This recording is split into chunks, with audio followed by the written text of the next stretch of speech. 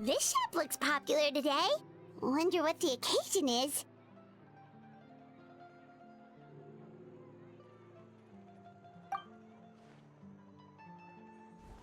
Butterfly Dew Cosmetics now on sale. Huh, looks like it. Oh, Sigewinne's here too! Hey there, Sigewinne! Hello there, Traveler and Paimon. I hope you're keeping yourselves fit and healthy. You bet we are! So anyway, what are you doing here, Sigewinne? The Duke insists I take regular vacations in the court of Fontaine. This one just so happened to coincide with a promotion for a new skincare product, so I came over to take a look. I like to keep up with the latest industry developments when I can, to help me with my magazine articles. Wait, you write? For a magazine? Which one? It's called Beautés en Fleur, and it's run by the Fontaine Beauty Association. I've done lots of articles about skincare for them, using the pen name Maritime Flower. Oh, wow! You're a Maritime Flower? If Paimon's not mistaken, you're one of the leading figures in the Fontaine Beauty Association! What's so weird about that? Everyone loves beauty! I really like this role. The staff at cosmetics shops are always so polite. And as long as I wear a big smile on my face, I always get the best customer service. Well, they sure don't want to make an enemy of the Maritime Flower.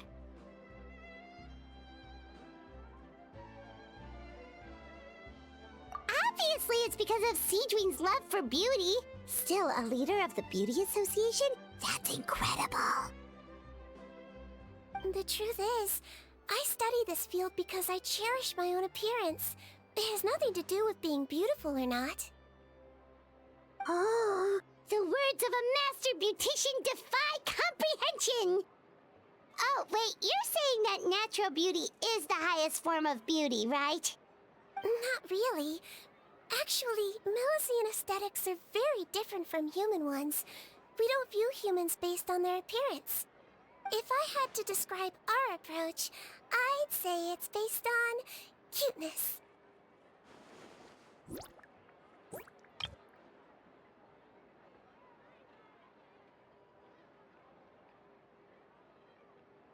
Oh, really? Yep. Still, I really value my current appearance, and in the process of taking care of it, I've ended up learning quite a lot about skincare and stuff. It turns out, my knowledge and experience is pretty popular with beauty product lovers. It came as a big surprise to me, though. Oh, Paimon gets it now. But speaking of your appearance, how come you look human anyway? Are you like only half Melusine?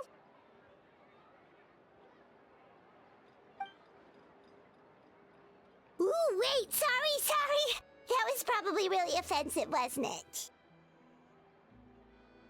No, I don't mind. I'm not mixed, though. I made a decision to turn myself into this form a very long time ago. If you're interested, I could tell you the story. A shape-shifting story? Oh, heck yeah, of course we're interested!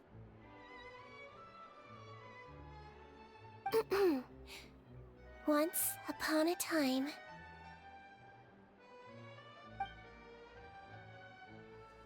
Long ago, humans rejected Melusines, and Melusines feared humans. There was one Melusine who became fascinated with human medicine, but no human wanted her help. And there was one girl who liked Melusines, so no humans would make friends with her. So, the Melusine became the girl's friend, and the girl became the Melusine's patient. Your checkup's all done. You're still in perfect health. Thank you, Dr. Melusine. In this game of doctor and patient, a friendship was born.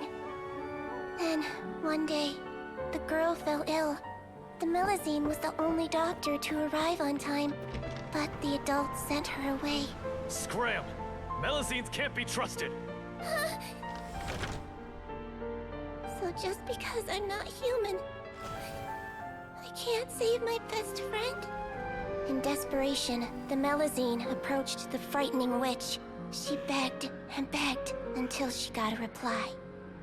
If you take this potion, concocted of sin, you will gain a human face and grow human limbs. But then, you will lose everything that attracted this friend of yours to you in the first place. Can you accept that? The Melusine did not hesitate for very long.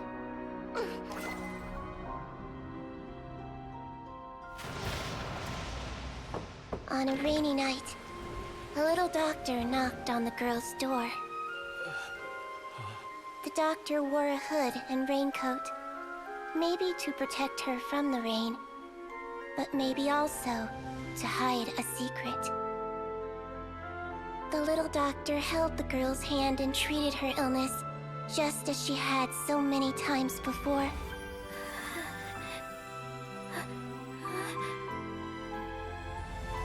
Dawn came, and the little girl's condition improved. But the little doctor was long gone, for she knew her friend would never recognize her again. And so, since then, I've lived my life in human form. Most people who know me just think I was born this way. Ooh. A witch? A potion? Why does this sound like a fairy tale? Trust me, it's a true story. Must be the way you told it then. It just sounds so...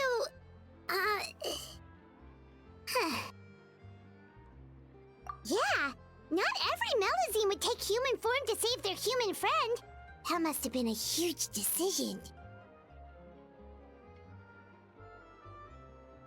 Treating patients is a doctor's duty.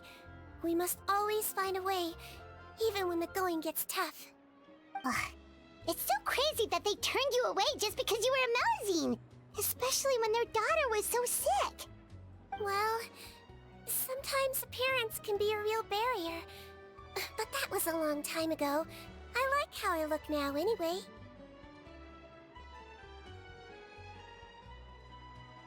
Paimon too! You're super cute this way. Attention customers! Thank you all for waiting. Now, on behalf of our skincare partner, I'm delighted to announce that our exciting new product is now officially on sale! Well, there we go. Let's have a look, shall we? Paimon, if you want to buy any skincare products, I'll be happy to give you some suggestions. Really? Personal advice right from a leader of the Fontaine Beauty Association? What an honor! Allow me to introduce our newest skin lotion, Butterfly Dew. I'm sure many of you have already read about this product's trials in the newspapers. To say that it improves skin quality is an understatement. This product gets its name from the way it transforms your skin and makes it glow anew, like a butterfly emerging from its chrysalis and spreading its wings for the first time. We are thrilled to have the inventor of this fantastic product with us here today. Please welcome Mr. Rawat, a researcher from the Fontaine Research Institute. Now, without further ado, I'll hand over to Mr. Rawat to tell you all about what Butterfly Dew can do for you. Thank you. Hello, everyone. I'm Rawat, and I developed Butterfly Dew. Wow, what a looker. He's a researcher? Wow, he's really challenging the stereotype. It seems that everyone is surprised by my entrance. Or should I say, my appearance. I'm well aware that researchers are generally better known for their brains than their dashing good looks. In that regard, I do believe I break the mold somewhat. Of course, appearance is a skin-deep way of defining a person. And yet one's appearance can be a very real set of shackles, holding a person back in their life. It can rob a young person of their self-confidence when applying for a job, dissuade a young lady from approaching the one she loves. Our actions are at the mercy of our appearance, and we slowly become the very person that the outside world sees us as. But what if I told you that those shackles can be broken? If our appearance prevents us from changing, then let us first change our appearance itself. Wash away moles, birthmarks, and wrinkles, and they can no longer rob us of our confidence. Replace them with luster and radiance, and we shall never again hang our heads in shame. That is why Butterfly Dew exists. Its mission is to allow us to shed our pupae, undergo a complete metamorphosis, and embrace a new life. Well, whether it actually works or not, after that speech, Paimon's already sold! Mr. Robot, could I ask if you've used this product yourself? Of course, I tried it many times while I was testing it. You can consider me a product ambassador. Wow, then it's sure to work! Still, I don't expect to convince you just by blowing my own trumpet. So, could I get a volunteer from the audience to try it out? Oh, Paimon volunteers!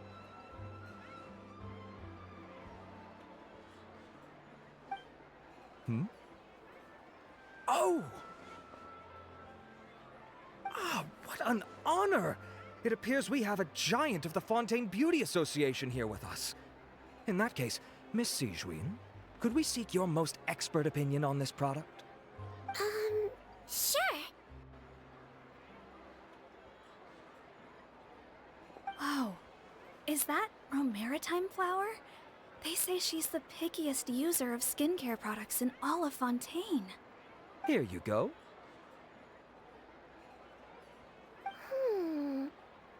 Well, it's very kind to the skin, and the absorption rate is high. Even for Fontaine, this is a first-rate product.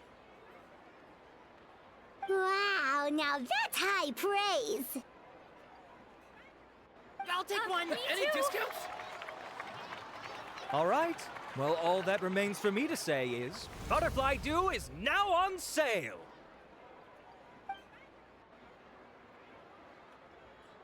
Think we should buy a bottle too? Aww, really? Well, it's still good to care for your skin though, right?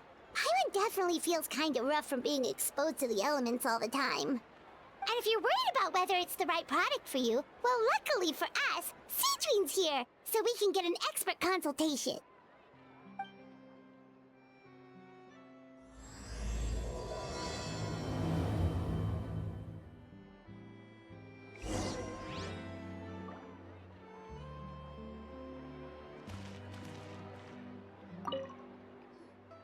It's an honor to receive such high praise from you. To be honest, I was also hoping you might be able to point out some flaws in the product so I can keep improving it. With most skincare products, the pros and cons only become apparent with long-term use. Yet, this one has instant benefits, improving skin quality without any obvious side effects. It's one of a kind. Don't worry though, I plan to keep using it, and I'll publish regular reviews in Beautés en Fleur. You can read my thoughts there. All you need to do is subscribe. Oh, I was hoping for a more casual conversation, but you are a beauty association leader after all. I understand if you want to keep this professional. Sigewinne? Oh, excuse us, Miss Beauty Expert. But do you think this product is a good choice for me and him? Wait, are you the renowned traveler? That's right, and by his side, the equally famous Paimon. Well, I don't normally handle customer questions personally, but since it's the traveler asking, allow me to make an exception. Butterfly Dew is made for all skin types, so no matter who you are, you can rest assured that it will be kind to your skin. If anything, it might be marginally more effective on Fontainian skin, but other than that, it works the same on everyone. Why would it work better on Fontainians? In the interests of protecting my trade secrets, I'm afraid I can't answer that, Miss Paimon. Alright then. How about a friend discount? Save yourself the trouble. I'd be greatly honored to have both of you use my product. Here, take 2 bottles for free. Yay! Paimon's private fund survives!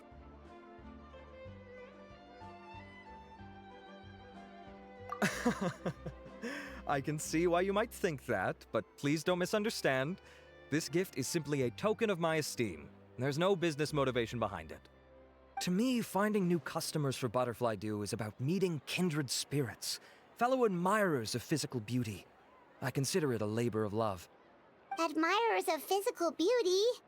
Eesh, that's embarrassing to say out loud. It sounds so shallow. It's nothing to be ashamed of, Miss Paimon. Most people claim to desire inner virtue, but it's still physical appearance that turns their heads. This is a fact of life. It's only natural for people to desire to become beautiful. And that's exactly what inspired me to choose this research direction in the first place. You're right. Everyone loves beauty, don't they? Look at the time. My apologies, but I have other things to attend to. I'll leave you with these 2 bottles of Butterfly Dew, and I look forward to seeing you again. Paimon, I'd say there's no need for you and the Traveler to use this product for now. Why? Is there a problem with it? The quality is fine. I just think there's room for improvement. I think I could add some ingredients to the mix to make it more effective. Really? Then why didn't you tell Rawat about that? Researchers are a very special breed of human. You can point out their flaws to their face and they won't mind very much. But if you tell them that someone else could do a better job, ooh, now that'll make them really upset. If I'd mentioned it, he probably wouldn't have given you those 2 bottles for free. Huh, fair enough, that makes sense. If you're interested in the more effective version, I can write up a list of ingredients for you. Just come get me once you've gathered them. When you say more effective, you mean it'll make Paimon even prettier? Ooh, how can we say no? As for me, it's probably time I got back to the Fortress of Meropide. I mustn't leave the infirmary unattended for too long. Alright, see you there then!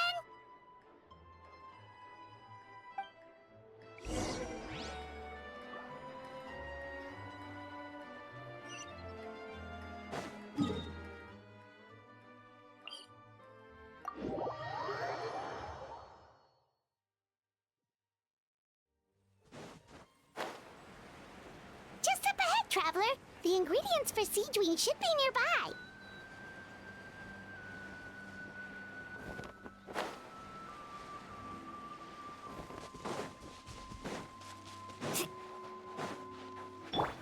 One with nature.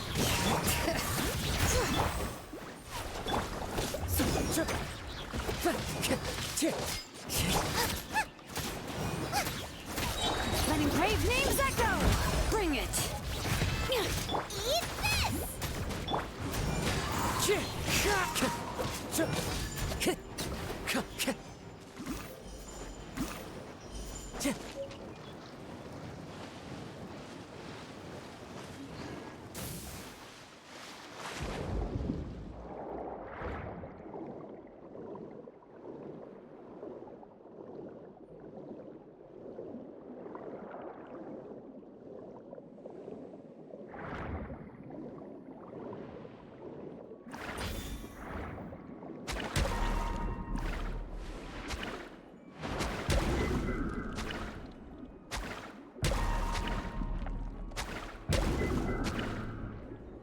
Great! That's everything! Let's head to the Fortress of Meropide!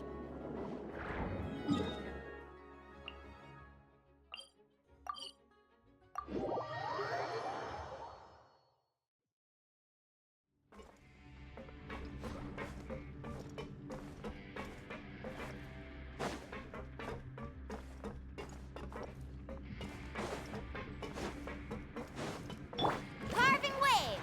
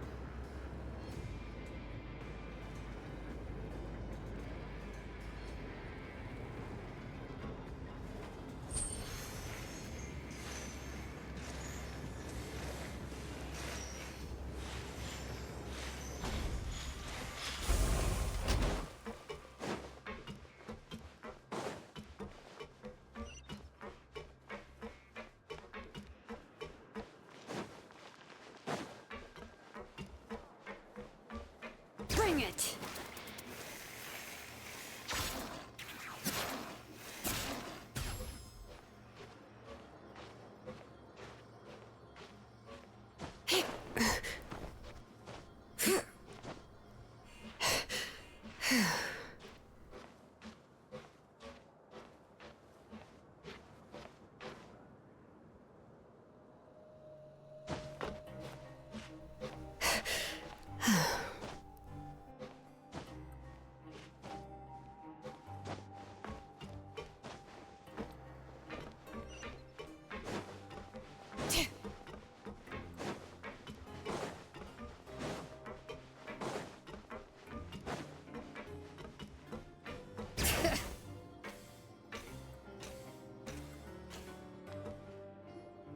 Whoa, the infirmary is packed!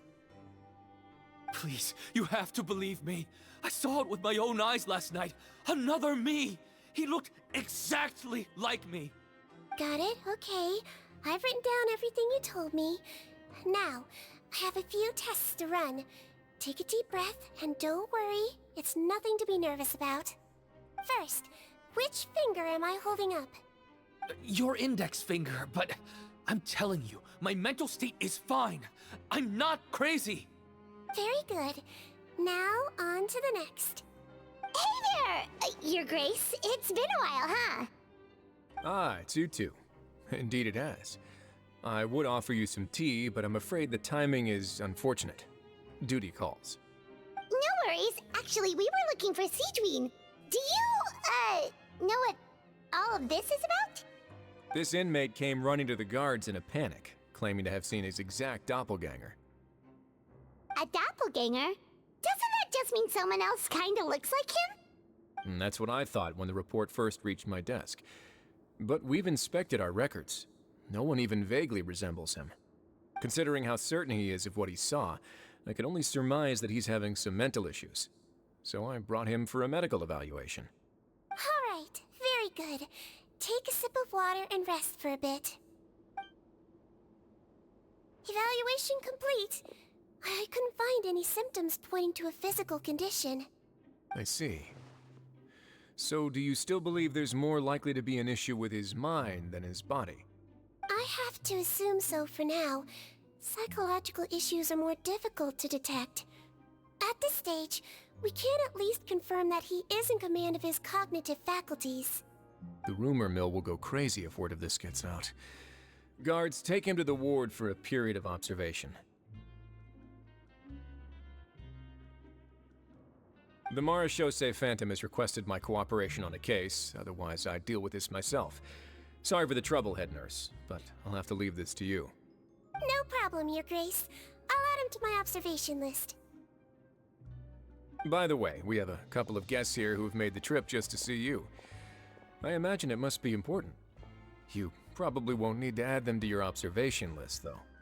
Oh, Traveler! Paimon, it's you! Hey there, Sigewinne!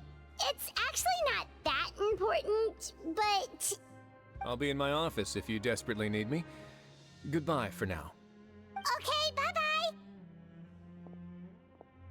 So, Sigewinne...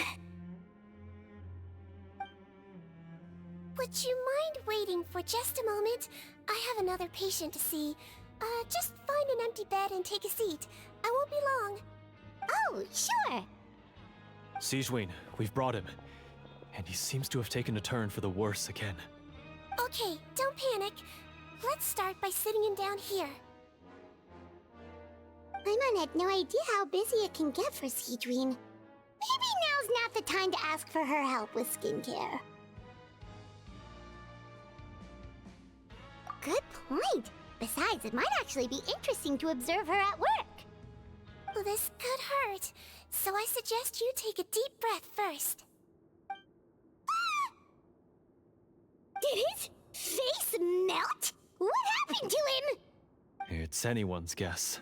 His face melted off shortly after arriving at the fortress. But since he's a serious offender, he can't be allowed out for medical treatment. Best we can do for now is ask the head nurse to give him something to manage the symptoms. Oh, this is gonna be awkward. We still need to bring him to the Marechaussee Phantom for questioning. What if he scares them half to death? Will that be our fault? Mara Shosei Phantom? Does this have something to do with the case Risley's dealing with? Yup, it was a huge case. They bagged a few dozen crooks in one fell swoop. And this guy's the baddest apple of the bunch. He harmed countless people. And now, it looks like it's all finally catching up with him. You done gawking? Not yet. I need to check the severity of your ulcers to decide the right dosage. Don't worry. We Melusines have a very different sense of aesthetics from humans. To me, you just look like a little kitty with slightly scruffy fur, but still just as cute. Don't patronize me. Do I look like a kid to you? Just give me the meds and let me out of here. I already missed my cell. Hey, lose the attitude. You dare talk back to our head nurse like that again, your days are numbered. Oh, it's fine. Okay, I'm going to apply the medication now. Tell me if it hurts, alright? Look how nice Sigewinne's being. And he still talks to her like that? What a nasty piece of work. Can I leave now? Wow, not a peep. What a brave little guy. Thank you, Sigewinne. And I apologize for the trouble. So, Traveler, Paimon, did you bring the ingredients? We did, but we don't want to interfere or anything. You're busy saving lives here. Oh, don't be silly. I agreed to it, didn't I? Just hand me the ingredients, and I'll make some time to whip it into the improved version for you. Take a rest here if you want. Or, if you're not tired, I hear they're holding a new pancreation tournament in the administration area. Or alternatively, is there anything we could help you with, Sigewinne?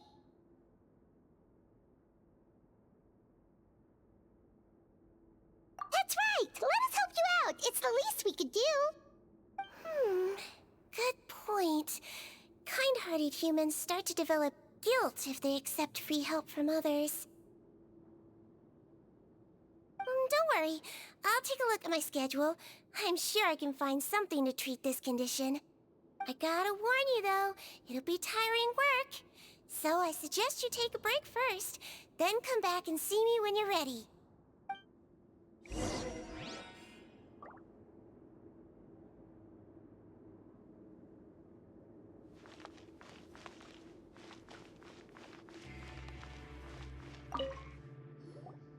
We're ready, Sigewinne! What's our first mission? I found the perfect job for the Traveler. First, I'd like you to lie down in this bed.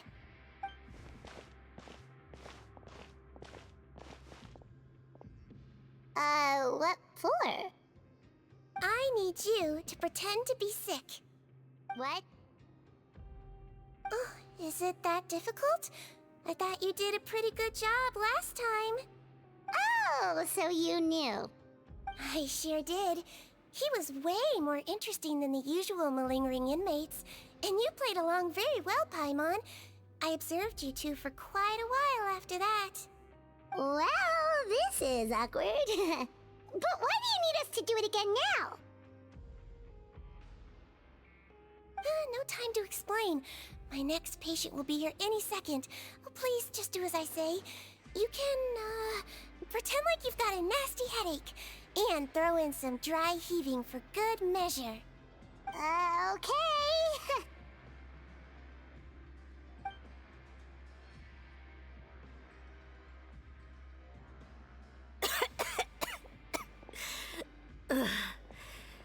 Hey, Doc, it's me.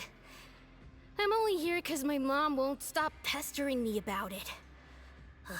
So annoying. Well, your mother has enough on her plate with a busy job. Well, the last thing she needs is to worry about you being sick as well. I know! I shouldn't treat the place like a playground, shouldn't go swimming in the lower levels where we join up with the sea, because it'll give me a cold and distract her from her work. I thought I'd be able to have some fun here at the fortress for a few days, but it's always, don't do this, and don't do that. All right, sit yourself down and I'll take your temperature. Your fever still hasn't gone down. Well, here's your medicine. 1 cup for starters, and we'll see if it helps. But Doc, it's so bitter. Do I really have to drink it? I mean, I'll be fine, right? I've got an uncle who caught a cold.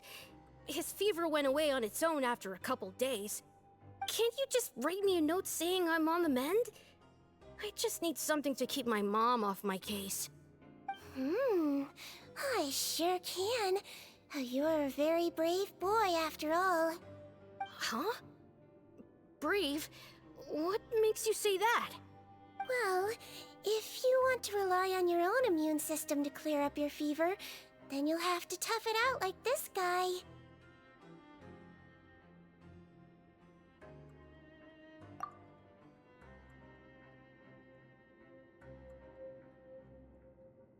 Hang in there, traveler! Are you gonna puke? Paimon can get you a paper bag! Huh? As long as you're tough enough to get through the nausea and dizziness caused by the high fever, you'll be right as rain after just a few days' rest.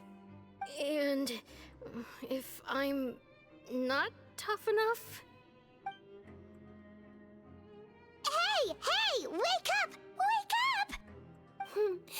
Put it this way. At least you'll never have to see the doctor again, right?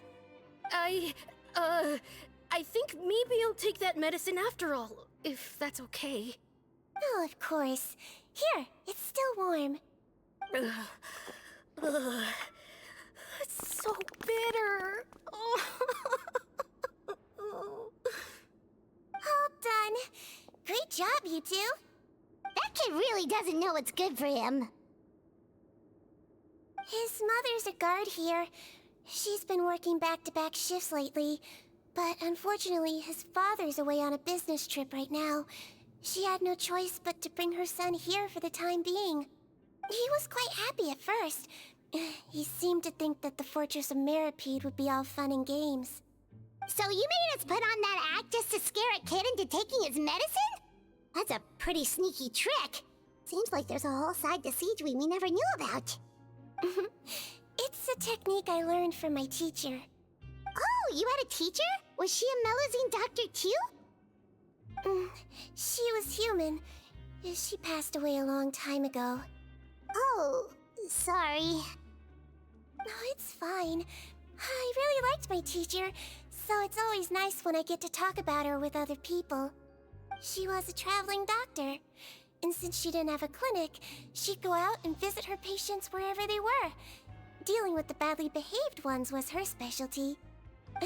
She used to say, if you can scare the little brats into taking their medicine, you won't have to hear them wailing and screeching when their condition gets worse. Huh, she sounds like a pretty strict teacher.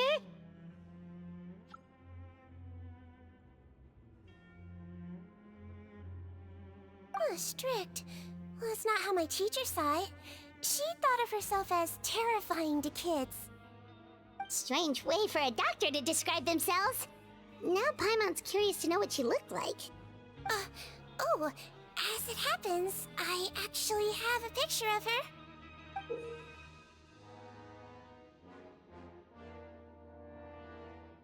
Oh, wow, yeah, okay, that'll terrify the kids.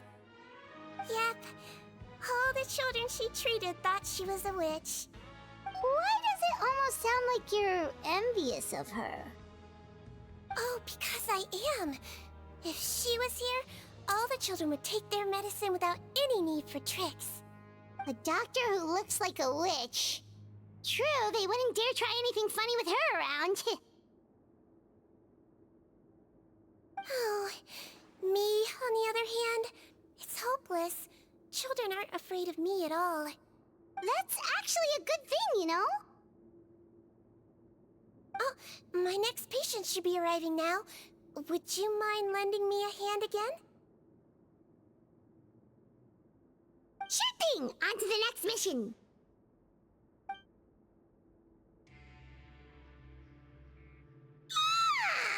Is it nighttime already? That flew by. You really have a busy job, Sigewinne. Well, thanks to you two, it was much easier today.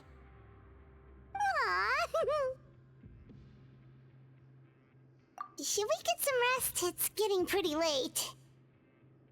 Oh, there is one last thing. I have to keep it confidential, so I usually leave it till after everyone's clocked out. Confidential? Are you sure you can tell us? It's fine. You're not living here anymore, so it's okay if you know. All it is I have to prepare some ingredients to make healthy meals with. Wait, you mean those healthy meals? My patients refuse to eat any healthy meals I prepare in front of them, so I have to prep the ingredients in secret, then let the chef at the Coupon cafeteria handle the rest. Considering even the chef's version makes people uneasy, it really makes you wonder what's in it. You want to find out? I can teach you how to make it. That way, if you ever suffer from exhaustion on your future travels, you can prepare a healthy meal for yourself. It's really good for you, you know. Sure? Guess we can help out one more time.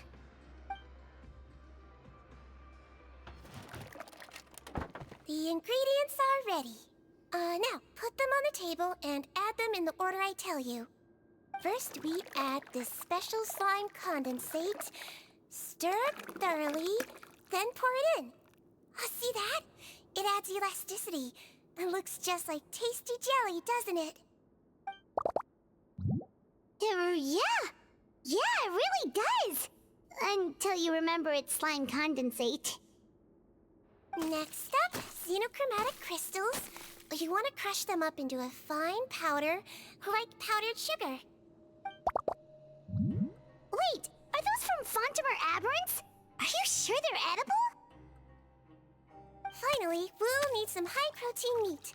Frogs are an excellent choice. You just need to clean their innards, and then you're left with some lovely, tender meat.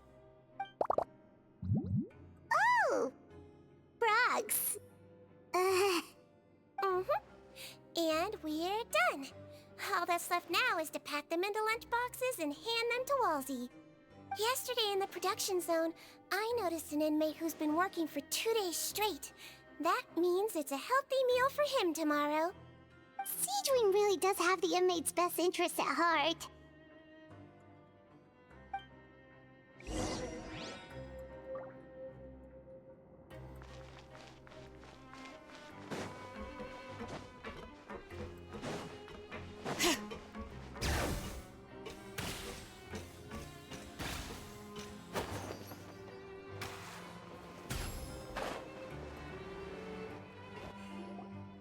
Ah, head nurse. Got some extras for me? Just the one today. The serial number's on the lid. Sounds good. I'll make sure it gets delivered. Sounds like they're talking in code. Thanks for your help. Oh, it's no trouble at all. I only wish I could do more. You work so hard for all our sakes. I'd happily lose a little sleep if it meant helping you out. That won't do. If you reduce your sleeping hours any further, your health will start to suffer. All right. Nurse's orders. I'll do as I'm told. But you take care of yourself too.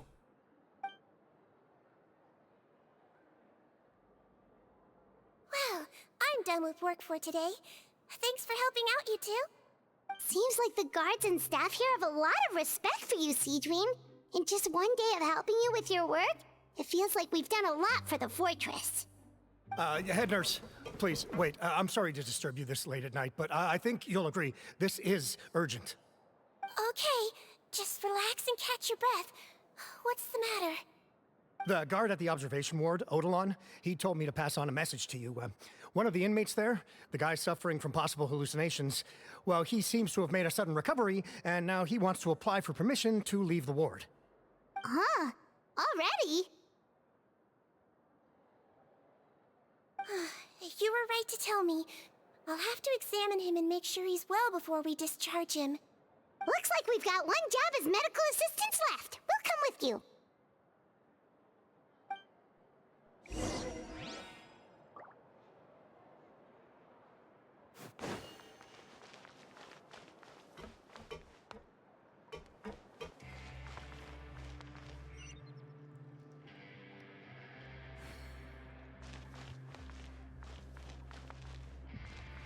Bring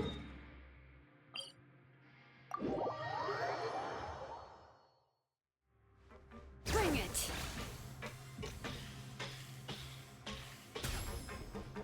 Faster!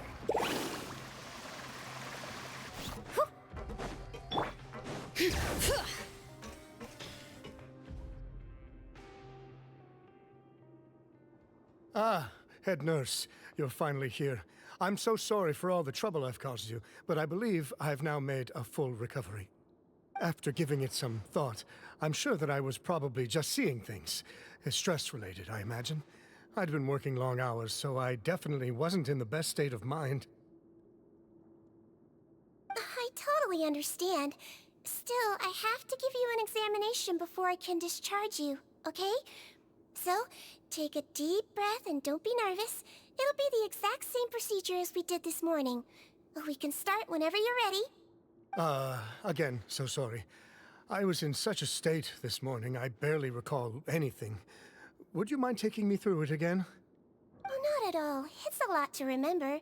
First up, we have a little cognitive test. Just concentrate and you'll be fine.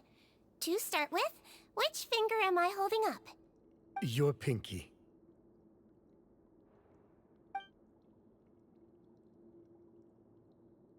Alright, all indicators seem normal. So it was a stress-induced hallucination after all? Well, we've certainly had previous cases of mental illness caused by overwork, which is why I carefully observe everyone in the production zone. I wonder how I managed to miss the signs this time. Please, head nurse, you shouldn't blame yourself. I'm just still adapting, that's all. Pushed myself too hard, and I guess I couldn't take it. Thanks for looking after me. I'll be as good as new after a good night's sleep. And if you can give me the okay, I know I'll sleep better back in my good old dorm. It can be difficult to relax in an unfamiliar environment. Alright then, you can leave the ward. I suggest you take 2 days off to focus on your recovery. I'll take you off the observation list for now, so you're officially discharged. Great. I can't thank you enough, head nurse. Mr. Odilon, could you escort him back? Of course. I'm on guard duty in the administrative area tonight, so nothing will go wrong. You have my word.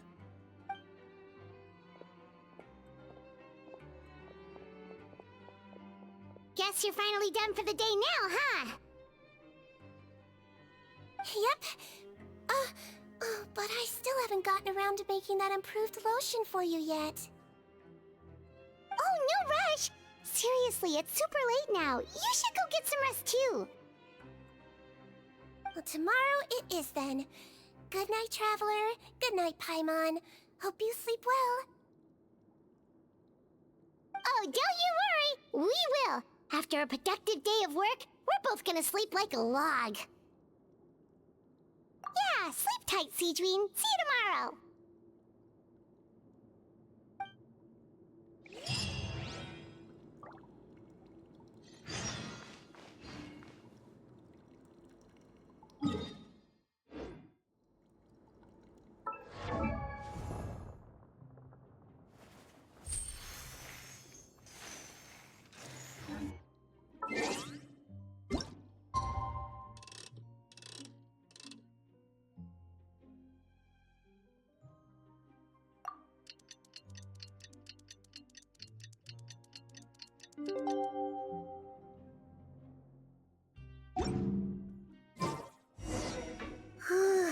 Paimon really did sleep like a log. Let's go find Sigewinne.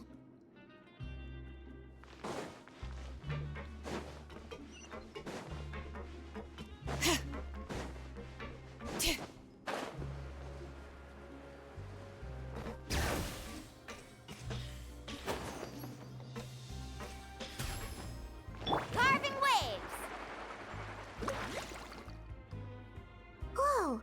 How is the infirmary even busier than yesterday? Good morning, Traveler and Paimon. I have a few people here for a checkup, so you might need to wait for a while. No problem. Anything we can do to help? There's a bit of a complicated complicated situation here. I'm still getting to the bottom of it myself. You have to believe me. I'm telling the truth. You're in a medical facility. Keep it down. Please, listen to me. I'm not Gascon. I'm Uy. You're a horrible liar, you know that? We get all your mugshots with the arrest warrants. It's clear as day that you're Gascon. You mean because of the way I look? I don't know what happened. I just woke up like this. Then you guys dragged me in here for an interrogation. I brought you here to figure out what's going on. If you truly are the victim of an injustice, yelling isn't going to achieve anything. At most, it'll delay your vindication. All right. I get it. This is nuts. Yesterday's interrogations went fine, and now this. Morning, Your Grace. What's going on? Remember the case I mentioned yesterday? The one brought to me by the Marechaussee Phantom? Well, we've been questioning the inmates involved this morning. Every single one of them is claiming mistaken identity. Huh. That's even weirder than what that guy was saying yesterday.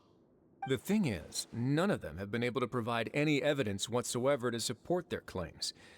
Questioning them further got us nowhere, so for now, we've brought them to the infirmary.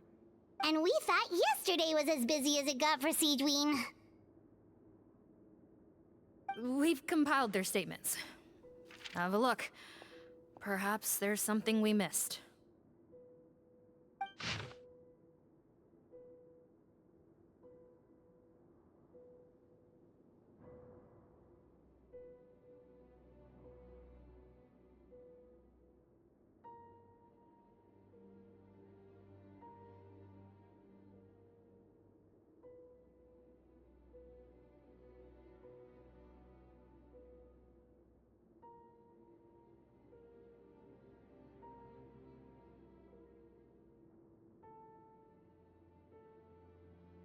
Wait. Release? Interesting. The inmates they spoke of in their statements appear to all be due for release today. I noticed that too. If that's their plan, they're underestimating us a little. Every serious offender claims that there's someone else who just so happens to be due for release today. And they're expecting us to go along with that. All the more reason to be cautious. Lumberzar, check the release list for today and make sure no one gets processed. We're gonna need an excuse, though. Just say we're out of forms, and that we're furiously printing more as we speak. I'm on it. It's conceivable that our group of serious offenders somehow found a way to switch places with inmates who are about to be released, so they can walk out right under our noses. We did consider that possibility. But I mean, just look at them. They match the warrants, period. How could there have been a switch? Only if they're dead ringers for the inmates due for release, I suppose. I gave you that name list yesterday to assist in your investigation. Did that help? Yes, the inmates' mugshots were attached to the list. The first thing I did was check for lookalikes, and I didn't find any. The only other thing that stands out to me is that their voices sound a little different today. But it's not exactly hard to put on a fake voice. Oh, really? What does our head nurse make of all of this? Give me a moment. I think I have a way to confirm whether there's been a switch. I know, it's not time to change your dressing yet, but please bear with me. Huh? Isn't that the guy from yesterday? This should be Honore. He has very severe facial ulcers, which require an operation in the hospital at the Court of Fontaine. I authorized him to leave the fortress for medical treatment under guarded escort. Yes, like I told you. I'm not Potton. I'm Honore. So there has been a swap. Well, I can see what happened in Potton's case, but how do you explain the other inmates? You're not telling me their souls switched bodies, are you? No, I believe it was their faces that got switched. The method is a bit like replacing a tooth. Take the bad tooth out, put a false one in. And actually, I think I can prove it to you. Traveler, Paimon, do you remember Eric from the other day? Yeah, sure do. Then you can be my witnesses. To start with, please fetch the inmate who claims to be Eric.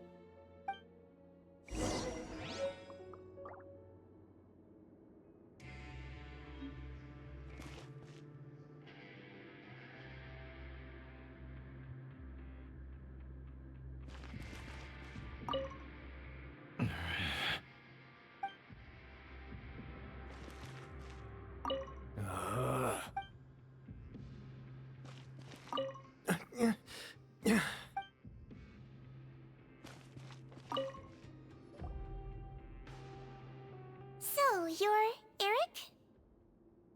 Yes, head nurse. It's me. You do believe me, right? I need to do another examination on you. Same procedure as yesterday.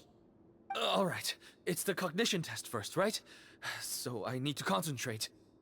Now, try to recall if you can. The last time we did this test, which finger did I hold up? I believe it was your index finger. But that means...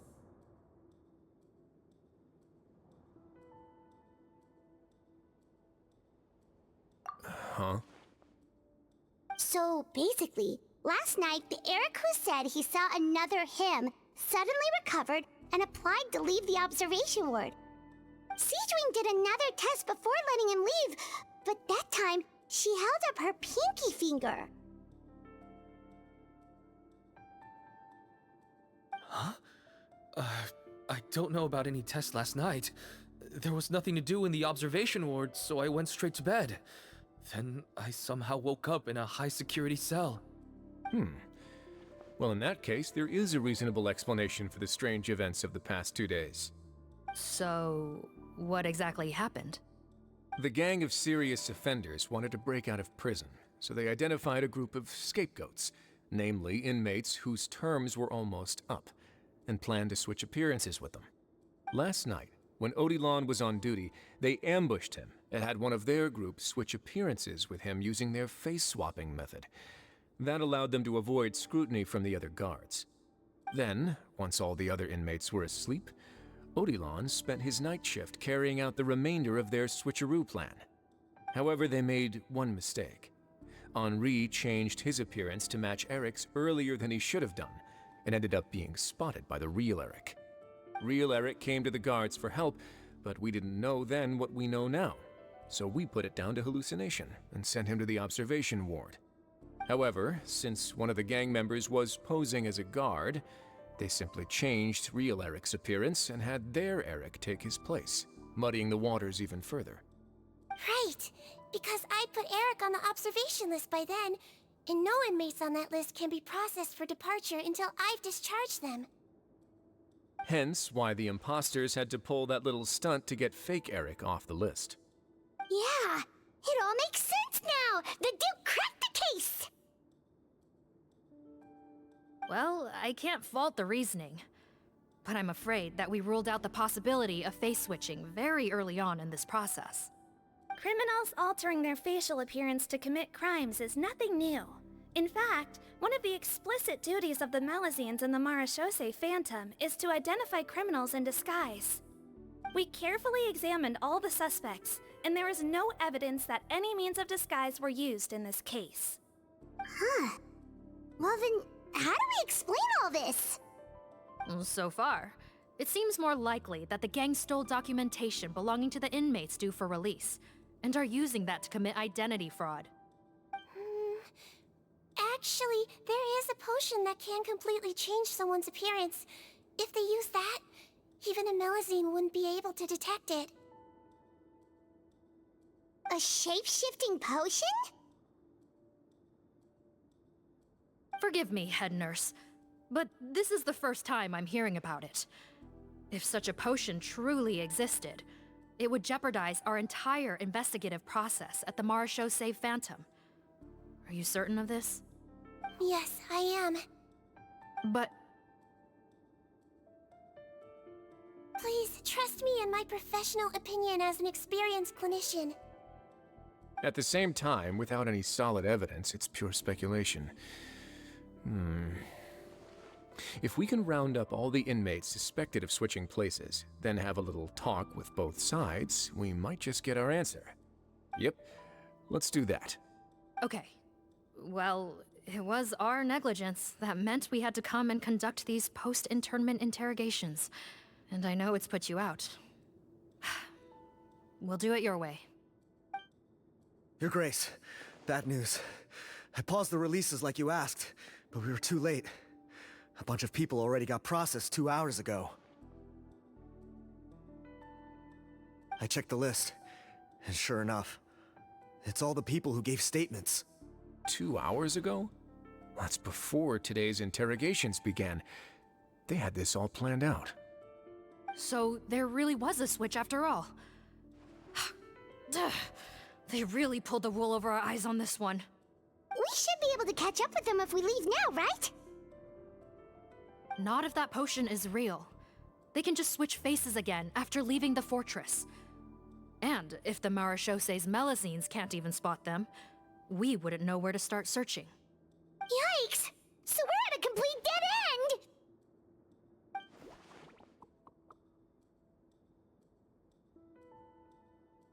Well, technically there is one more lead we could follow up on. We were only able to arrest this gang thanks to the help of a researcher from the Fontaine Research Institute. I believe his name is Rawat. Oh? Rawat? Isn't that the handsome guy we met at that skincare promotion? Handsome? Maybe from a human point of view. I just remember that he specialized in potions. One of the crimes this gang is charged with is the manufacture and sale of illicit drugs. According to Mr. Rawat, they appear to have stolen technology he developed through his research and used it in their operation. At first, he thought it was a typical case of intellectual property infringement, and he tried to negotiate with them. But once he discovered their criminal operation, he reported them to the authorities. Thanks to his report, we were able to swoop in and arrest them all in one go. What a hero! Bet that took courage on his part. No doubt. This is worth following up on. As the one who snitched on them, it's highly likely that Rawat will be targeted by the escapees. That aside, since he's negotiated with them in person before, there's a chance he'll have some additional information for us. Understood, Your Grace. My team and I will head to the Fontaine Research Institute right away. In the meantime, please keep an eye on the face switch victims for us. Of course. Miss Morgan, I'd like to come along and help you catch these criminals. Huh? Why's that? Well, I'm the one who discharged the fake Eric last night, so I feel partly responsible. Don't say that, head nurse. Your focus was on the inmates' health, and rightly so. We can't ask you to help with arresting criminals. That's our duty. I also have a more personal reason. Potton is a patient of mine, and if I don't get a new batch of medicine to him in time, his condition will get much worse. Look, head nurse, I completely understand where you're coming from.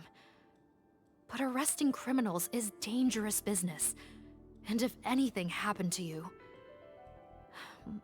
none of us can afford to take on that responsibility. Don't worry, I can defend myself just fine. You say that, but still.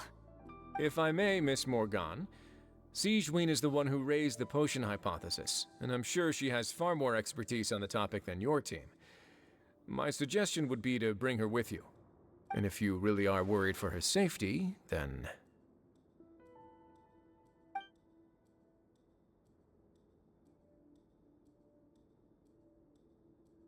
Ah, there you go, right on cue.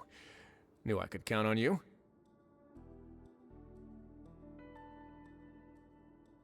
Okay.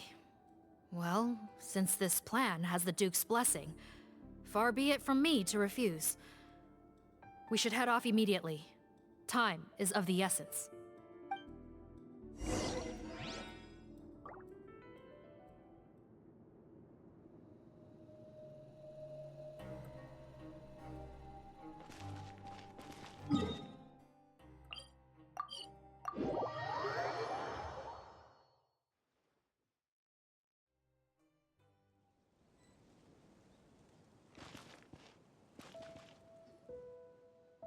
Greetings.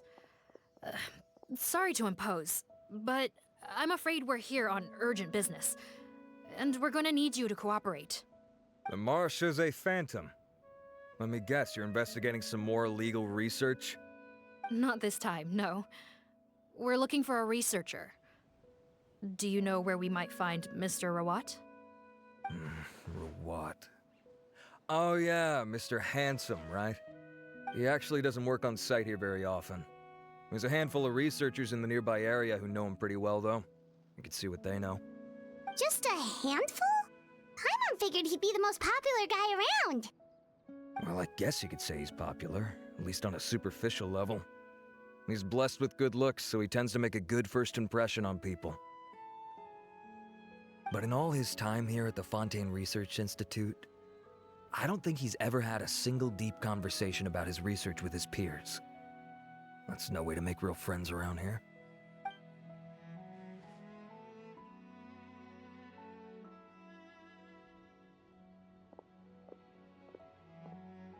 That's so weird. He definitely didn't come across like a recluse at that product promotion. Oh, I don't find that weird at all. He definitely didn't strike me as the kind of guy who's, good at making friends. Really? Paimon couldn't tell. Must be a Melusine perception thing. Okay, we should talk with his acquaintances. But we also need to check the Research Institute for any clues. Let's split up. It'll save us some time. Sure thing. We'll go ask around among the other researchers with Sigewinne.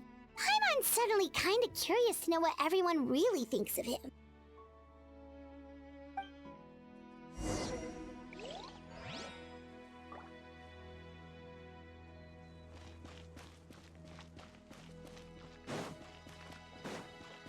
Off we go.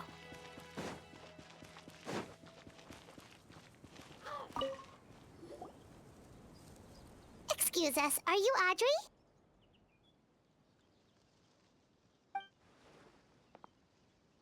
That's me. What is it? Are you close friends with Rawat? We're trying to find out where he is.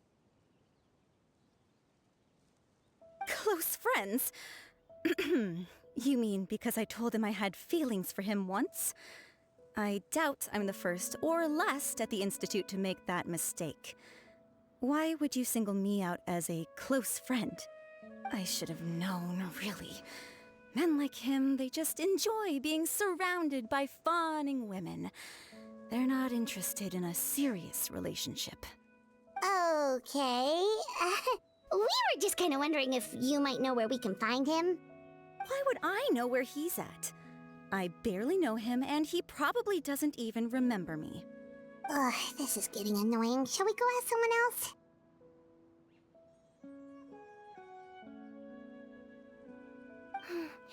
I think she knows Rawat better than she cares to admit.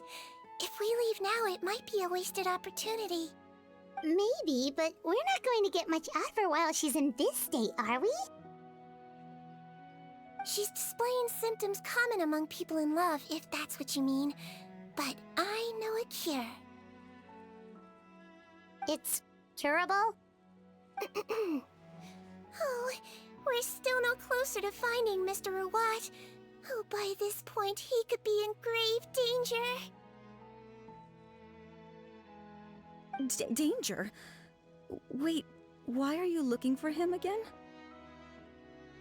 Oh, that's right, yeah! The Marechaussee Phantom said that he's been targeted by some pretty bad people. We need to make sure he's safe. What? How has this happened? He seemed fine when I last saw him, and that was only a couple of days ago. Just happened to run into him, of course. Oh, I see. Well, do you have any thoughts on where he might be right now? Okay, but this is purely out of concern for his safety. If he's not at the Institute, he might be at his mother's place.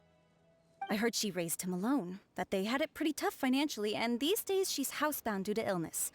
He makes regular trips back home to check on her. Oh, okay. Do you know the address? Nope, sorry. I only found out the thing about his mother because it came up in conversation once. I was just trying to find out more about him, you know, so I could get to know him better. When I told him I had a crush on him, I offered to help him take care of his mother. And yeah, maybe that was a stupid idea, but did he really have to yell at me for it? It's like, fine, I can take no for an answer, but what's with the temper tantrum? Unbelievable. These guys only want to show you their charming, well-groomed exterior. They can't stand it when a few home truths shine through. Looks like her love syndrome is flaring up again. We need to find out Mr. Rawat's mother's address. Let's check with the Marechaussee officers when we regroup. Cool, sounds like a plan.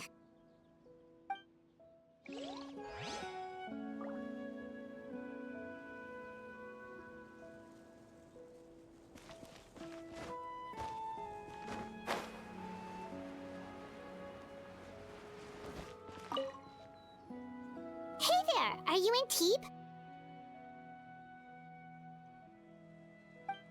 What do you want? We're here to ask about Rawat. Any idea where he might be? We were told you were pretty close with him. Close? Not sure that's the word I'd use. He wouldn't even let me use his patent. Huh? It's been a good few days since I last saw him. I don't know where he's at. Go ask someone else.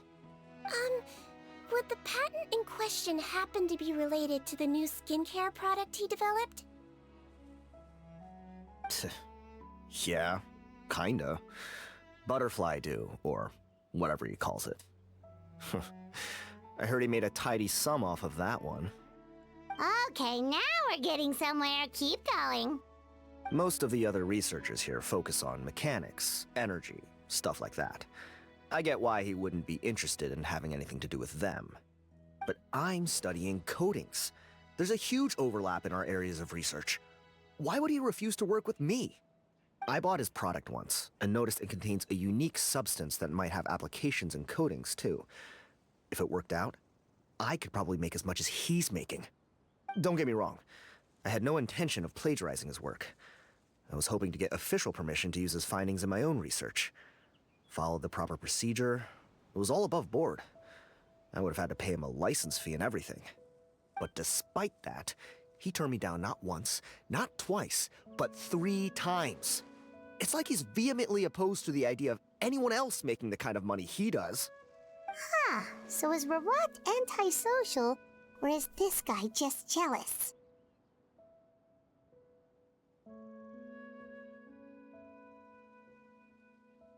Well, it doesn't look like we're gonna get any info about Rawat's whereabouts from him. Let's go! Wait, 1 second. Mr. Antibes, next time you go shopping, you should buy some Buell fruits. Peel the skin, steep in water, then drink. It'll help calm your mood. Huh? Yeah. Thanks.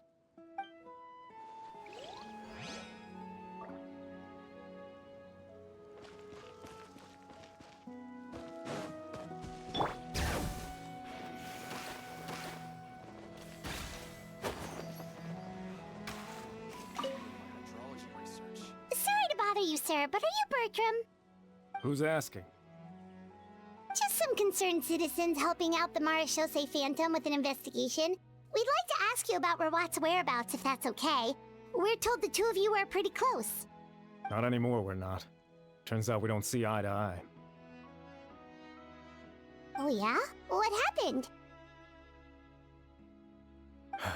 The thing about us researchers is, most of us do what we do for some sort of higher purpose. But not Rawat. All he cared about was how to commercialize his findings. He won't even let you work with him unless you sign a confidentiality agreement first. Also, he has better control over who gets which intellectual property rights. How are you supposed to get any meaningful research done working with a guy like that? Now that I've got my own technical solution for my compressor, I don't need to work with him anymore. So that's what Rawat is really like. We'd still like to know where to find him. Is that something you can help us with? Wait, you're... Yeah, I know you. You're the head nurse at the Fortress of Meropide. Alright, then I'm happy to help you if I can. I respect the work you do. Medicine serves the highest purpose of all the sciences. Wow, turns out Sigewinne's got some real clout. Thing is, I have no real way of knowing where he might be. I stopped working with him 2 months ago, and I've barely seen him since. But if you want my advice, I'd say go talk to the peddlers. There's a few he meets with every other day or so. Maybe they know where he's at. Peddlers? Yeah, back when I was working with him, I noticed he met with them quite often. Wouldn't surprise me if they were involved in some shady business together, because it seemed like they went out of their way to avoid discussing anything in my presence. The little I overheard was about manufacturing and selling pharmaceutical drugs. Like I said, he's all about the money. Drugs? Doesn't he work with skincare products? Do those count as drugs? Who knows? I never cared to find out. He's the morgue robber, not me. Thank you. You've given us plenty to work with. Welcome. Goodbye, and may we both reach new heights in our scientific endeavors. Well, that's all 3 researchers. Let's head back to the meetup point.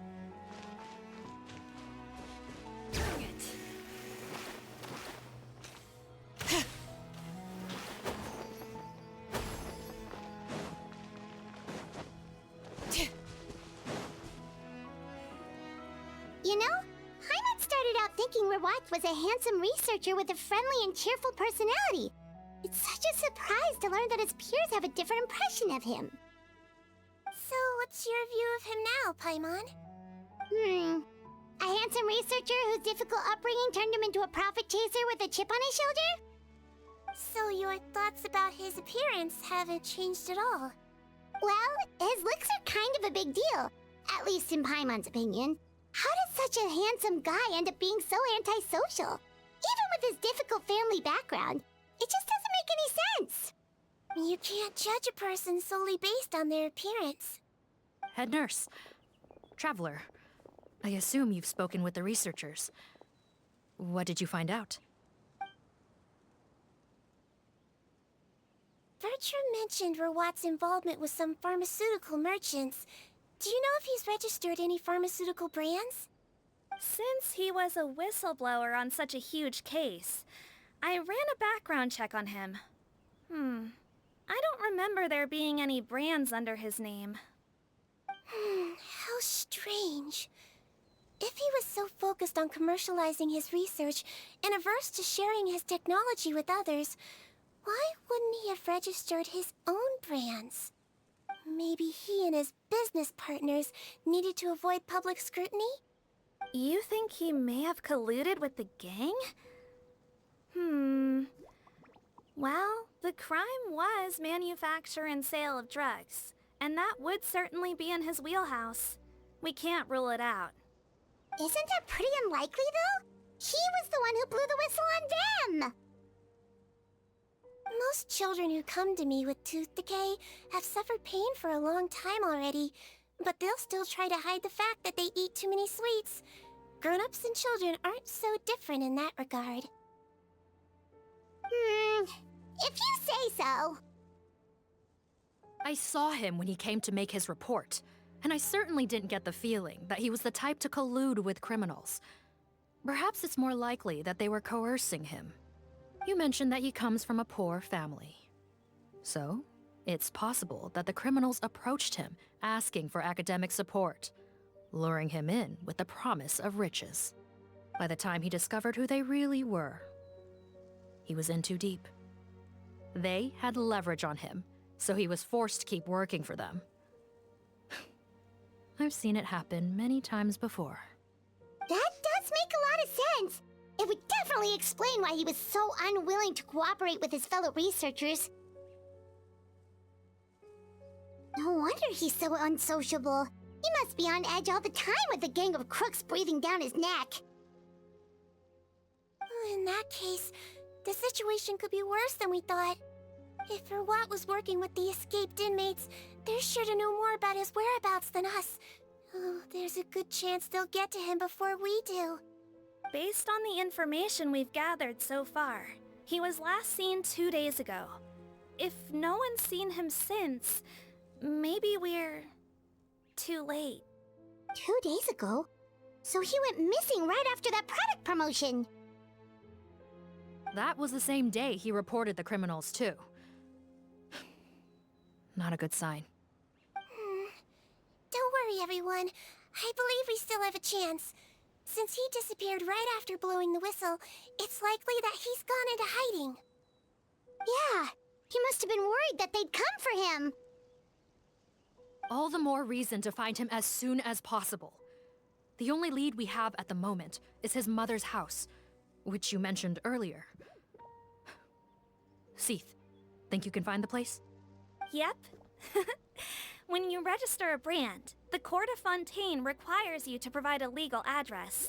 The one Rawat wrote down was in the outskirts of the city. That should be the place. Okay, then there's no time to lose. Let's move.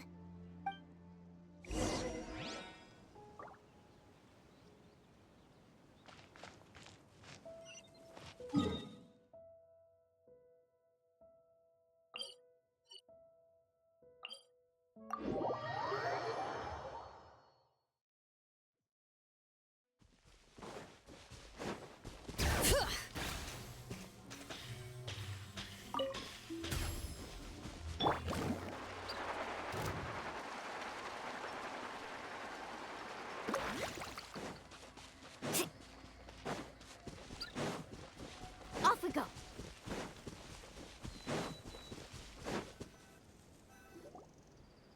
All right, this should be the house. I'm pretty sure this was the address. Okay, I'll knock.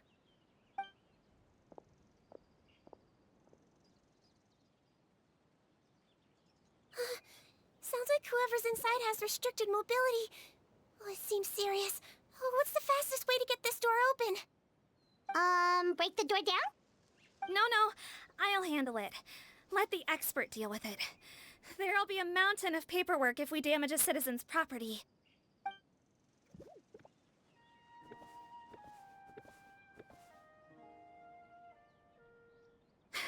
Calm down.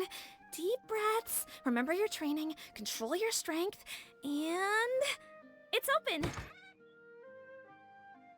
Seath, take a few people and lie in wait. Keep your eyes peeled for any activity around the house. The Traveler, head nurse, and I will go inside.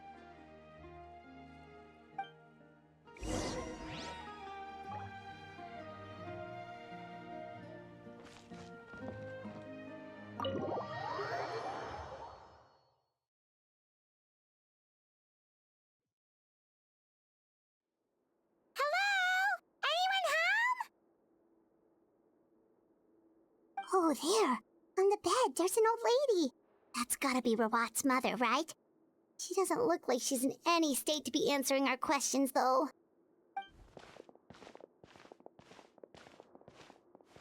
We could try, but she is very ill. We mustn't force it. Well, doesn't look like Rawat's here. She's the only one we can talk to. Yep. Allow me. Hello, ma'am. Might I ask if you're Rawat's mother? We are trying to locate him.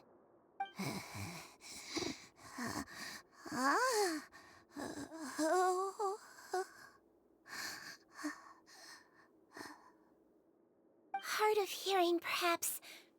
Does anyone have a picture of Rawat? I have one here. I'd like to show you a photo, ma'am. Is this your son? Do you know where he is?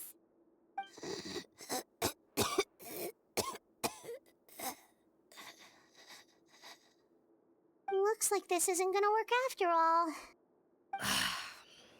Well, looks like we're out of leads. If Rawat's not here,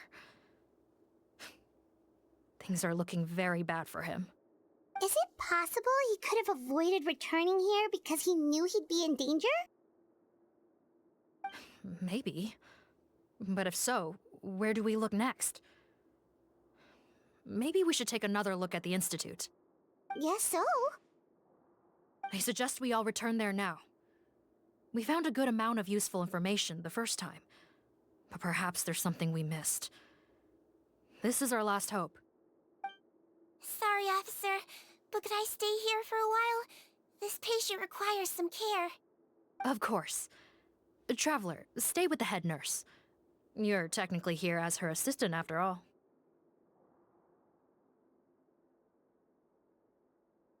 Also, I'd like some Marechaussee members to stay as well, and keep an eye on the area. Why's that? If Rawat knows how serious his mother's condition is, he will return. Got it. Okay. I'll tell the squad members in hiding to stay put and keep a lookout. Thanks for helping me out yet again, Traveler and Paimon. No problem. But when you say her condition is serious, do you mean... Yes.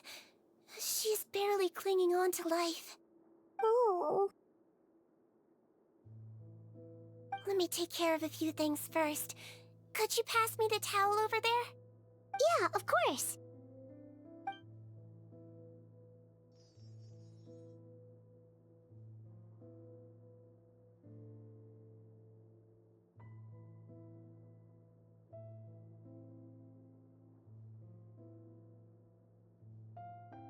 I can tell that her family has tried a lot of different treatment methods, including some very expensive medicines.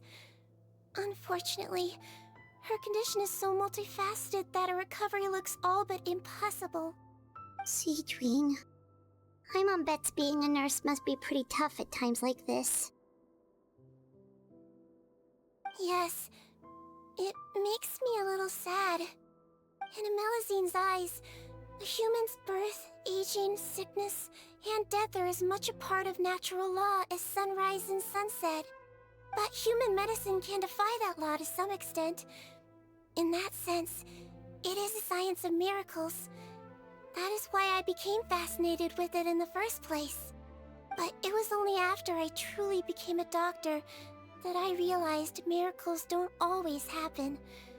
Even the greatest doctors cannot cure all diseases. Sigewinne. Well, don't worry about me, Paimon. A doctor's duty is not to cure all diseases, but to treat whatever ailments they can. At the very least, I can lower her fever. That way she'll suffer less, and she might even be able to see her son. Yeah. All the more reason to find Rawat as soon as possible, even if we don't catch those crooks.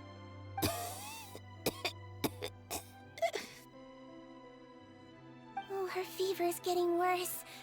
Could I get some hot water? Sure, we're on the case.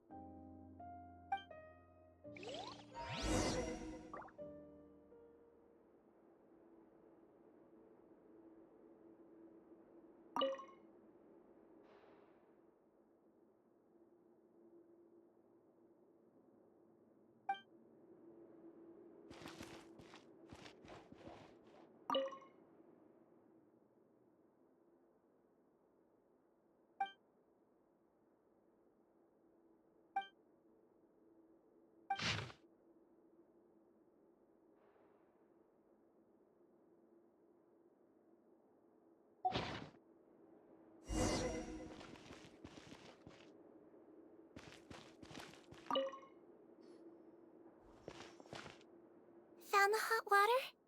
Sure did. And look what else we found. Judging by this journal, it seems like Rawat has a private lab. There's a good chance he could be there right now. We gotta go tell Officer Morgan right away. Oh, that's great news. But hold on just a moment. The wet towel is ready. I'm giving you another injection. Are you feeling better now?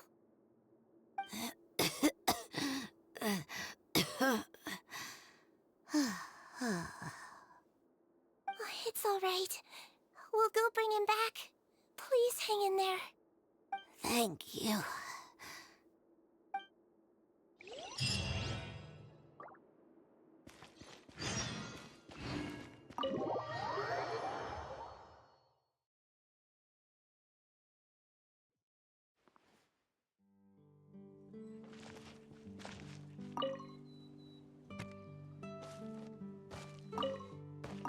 No, don't look this way. I'm supposed to be hiding, remember? Captain's orders.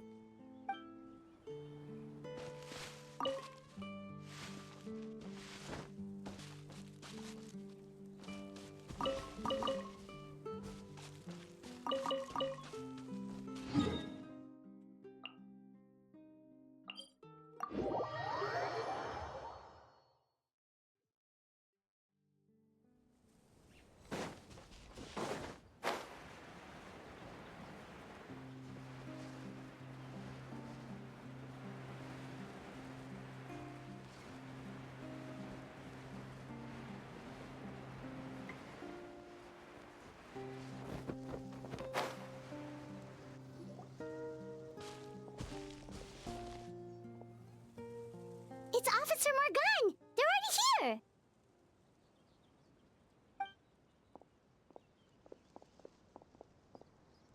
We came as soon as we heard the news. I can't believe we were so careless. The most crucial information of all was hiding right there, in that room. And we missed it. Don't blame yourself. Right now, we need to focus on finding a way in. There's a mechanical door over here! Hopefully the instructions in Rawat's journal will help us open it.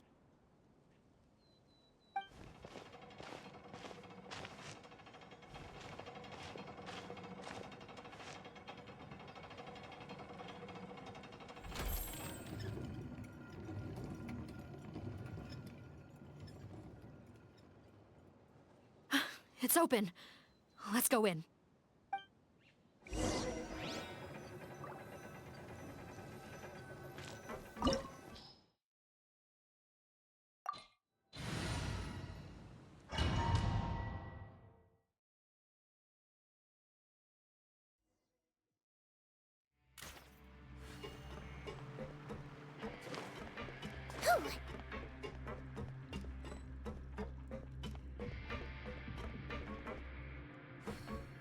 How did they get in here?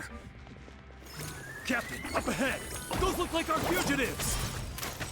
So they found this place too? Don't let any of them escape! Bring it! Another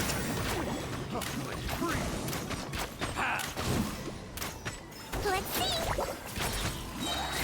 I swear, it's for medical research! Can't place my wrong test subject. That tingle?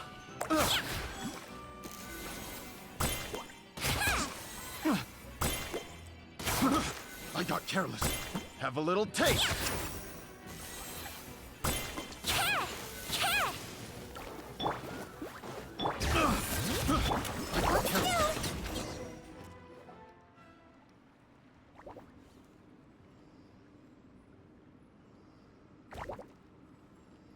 Captain, according to our list, many of the fugitives aren't accounted for. There may be others hiding deeper inside the facility. Ah, so these guys were just the lookout crew. The Marashose Phantom! How did they find this place? Wait, it's that guard from the fortress! That's right, I'm on your side. I mean, the Duke sent me. What's the matter? Some sort of mix-up? Mr. Odilon, didn't I tell you a few days ago that you need to stop all field work until you've recovered? Ah, well, you know, gotta help His Grace out. Share the load. Officer Morgan, this man is an imposter. The real Mr. Odilon has no recent health issues. What? But I... Looks like the head nurse was right about the face-swapping method. Arrest them all! DuPont, stay here and keep guard. And watch the exit. If we're not back soon, call for reinforcements. Got it.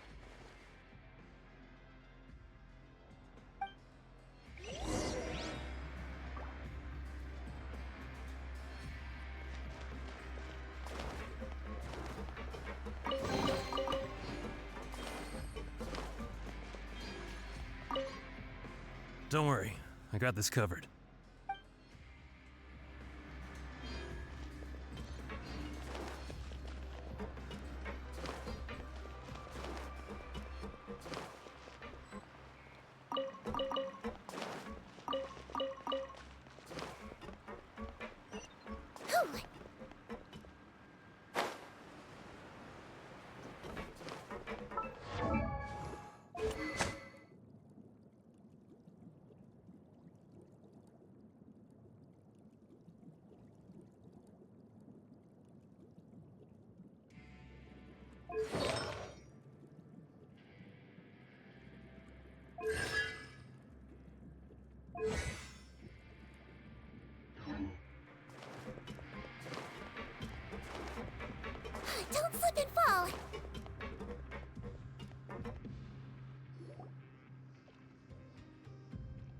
So many jars.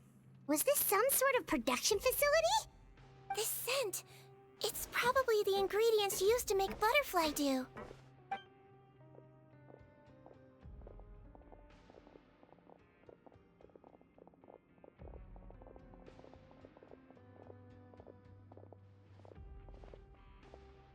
How come they're all empty? Did it sell so well that he ran out of supplies? How strange. Why would Rawat choose to manufacture a popular product like that in such a difficult-to-reach location? Given our suspicion that he may have been coerced into the illegal drug trade, I would have thought that any production facility we find here would be used for illicit purposes. Perhaps butterfly dew is itself an illegal drug. Do you have any evidence for that claim? No, just a guess. We need to find Rawat as soon as possible. He has all the answers we need. Understood. Well, let's not linger here. Let's go. Come on.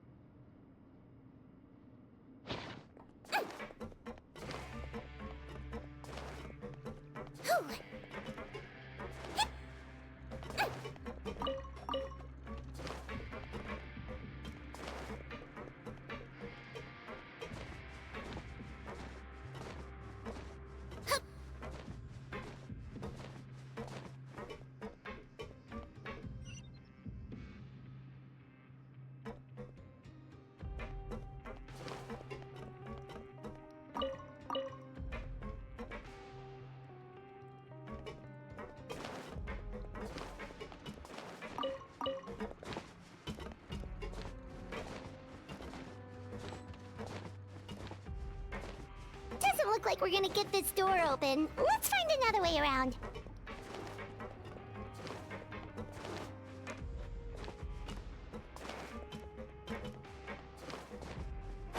This one's closed too. What's with those carts and tracks? Oh, maybe it's one of those doors that opens when it senses cargo passing through. There's a loaded cart right over there. Let's bring it to the door and give it a try.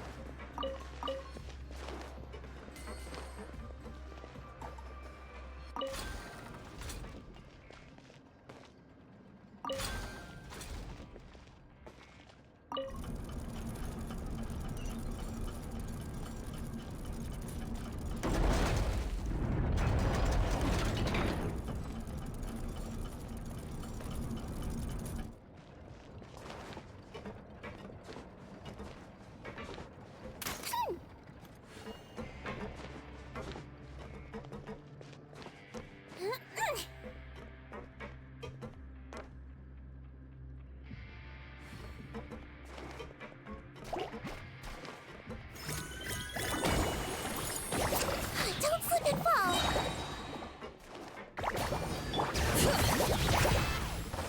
Hear the echoes of the valley! You might feel a little prick!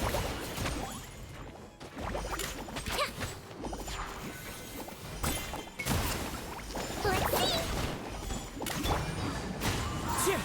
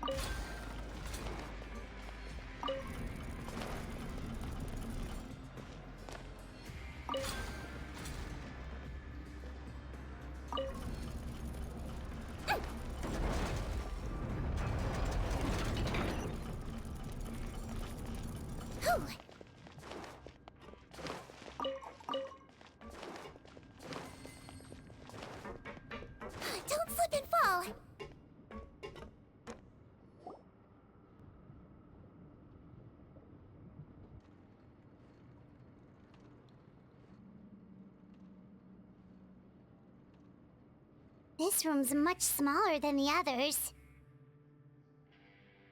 Judging by the implements on the table, this looks like a potion-making lab. Head nurse! Over here!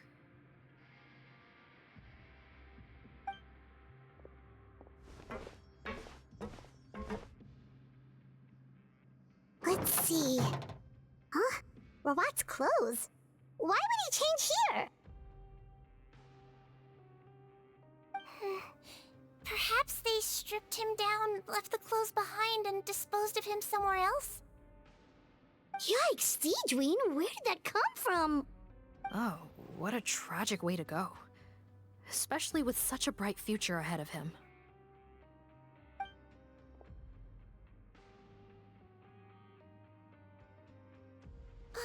There's a path leading further on, Officer Morgan.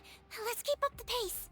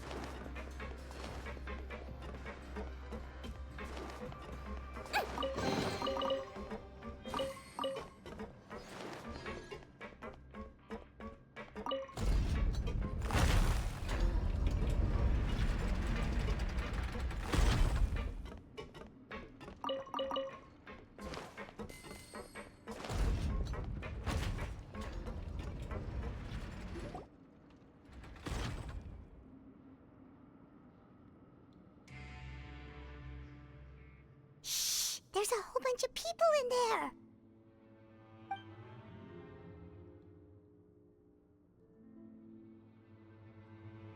Are you serious? You're telling us that within a day, our faces are going to rot like yours? Fontanian physiology changed dramatically after that great flood, and it's not as compatible with this face-changing solution as before. The side effects are as you can see. Why didn't you say anything before we all used it? Look, my plan got you all out of prison, didn't it? You'd have much bigger problems to worry about right now if the Marechaussee Phantom found out about your other crimes. Consider an ugly mug getting off lightly. Ugh. You're just lucky we didn't leave you in there after you disappeared on us with no warning. We only let it slide because we're former partners. And now you have the gall to pull a stunt like this? Partners? Make no mistake, each of us is only looking out for himself. If you place too much trust in others, well, I'm afraid that's your problem. You hid things from me too. Remember how you each had a spare potion? You kept quiet about it until we planned the prison break? Oh, and you didn't have a secret spare? Then do you want to explain how you melted your face off before all this? Guys, that's enough. Calm down. It is what it is. Arguing won't change anything. What's the plan, Parton? I'm assuming you brought us here for a reason? There is no plan. We followed him here on the promise of more juice, but it turns out there ain't a drop here. Besides, what does it matter now anyway? He already said, even if we did get our hands on more of that stuff, switching faces again solves nothing. They're still gonna meld off eventually. I said enough arguing! Parton, tell us the plan. The most practical solution is to continue using the potion. Keep switching to a new face before the ulcers can start forming. Are you kidding me? This stuff was hard enough to get a hold of even when we had a supply. Now you're asking us to use it like skin lotion, after the flood all but wiped the supply out? Well, there is another option. But you'll have to make a deal with me first. Okay, now we're talking. What's the deal? I have a document I took from that researcher that details how to make a replacement. Just give me one bottle of the undiluted fluid, and I'll get to work. What's the problem? I thought you always kept reserves. Or do you really just have one spare bottle each? What do you think? That we were shipping them into the fortress of Meropide by the basket load?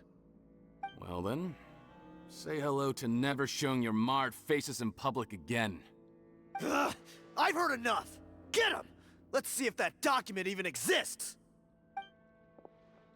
Freeze! Marashosei Phantom! What? Who let them in? Officer Morgan, before anything else, please find out Rawat's status. What? I don't see him. Hand over the hostage now, if you want any chance of avoiding an extension to your sentences. Spare us your condescending attempts to coax us back to our cells. You think we're looking to negotiate? Rawat is dead. Cotton? Arrest them all! Don't let anyone get away!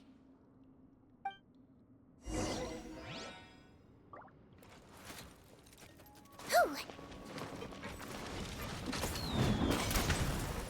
Hold still!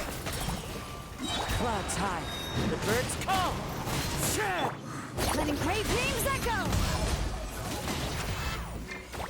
Don't be nervous. Just relax.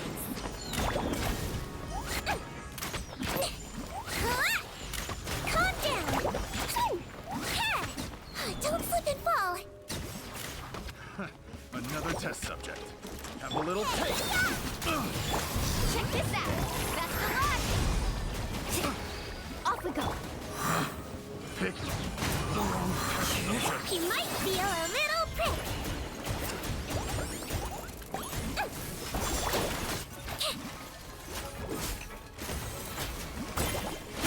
Fallen leaves adorn my night into the wind. Lola, get them.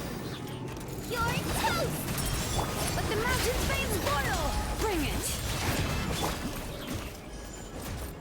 Wibbly wobbly. Don't slip it. I swear it's for medical research. Huh. Gotta say, I never expected to see the head nurse in combat. Some patients respond better to a more aggressive treatment plan. Did we get everyone? Captain, we finished the head count. Potten's missing. Over there! The door's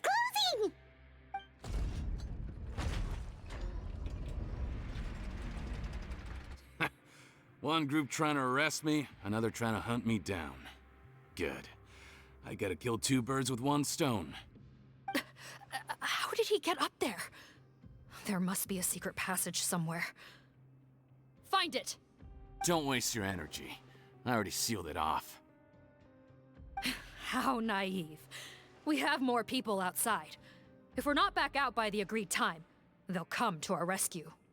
Well then, you'd better hope they get here in time.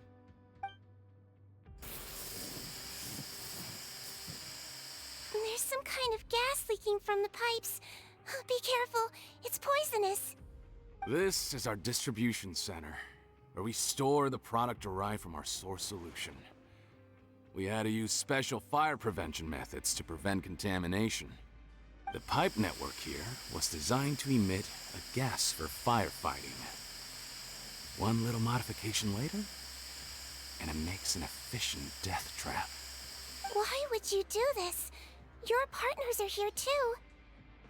Oh, please. If they can't supply what I need, they're of no further use to me. Besides, I can't have them exposing my potential whereabouts. He's a maniac! Come on, we gotta find a way to open that door! Go ahead, struggle in vain.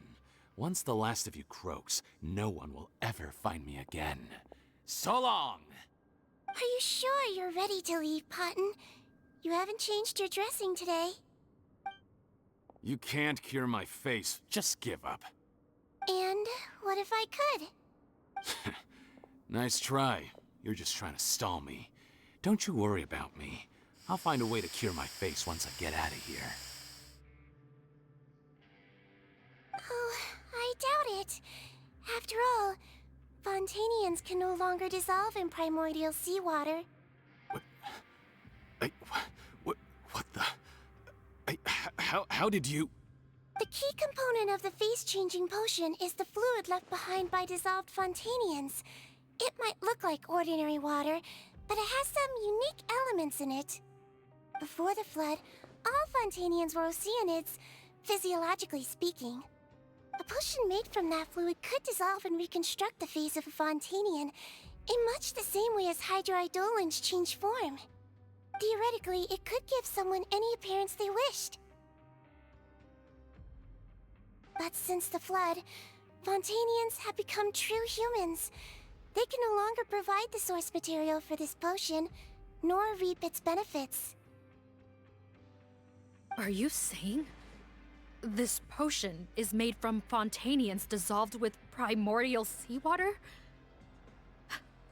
Then their crimes are far worse than I thought.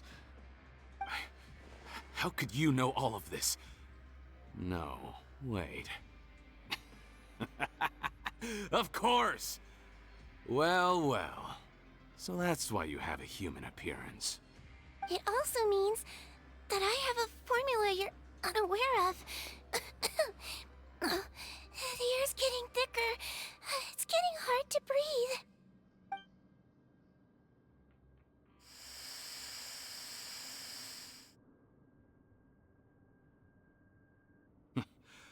I might get to make a deal today after all.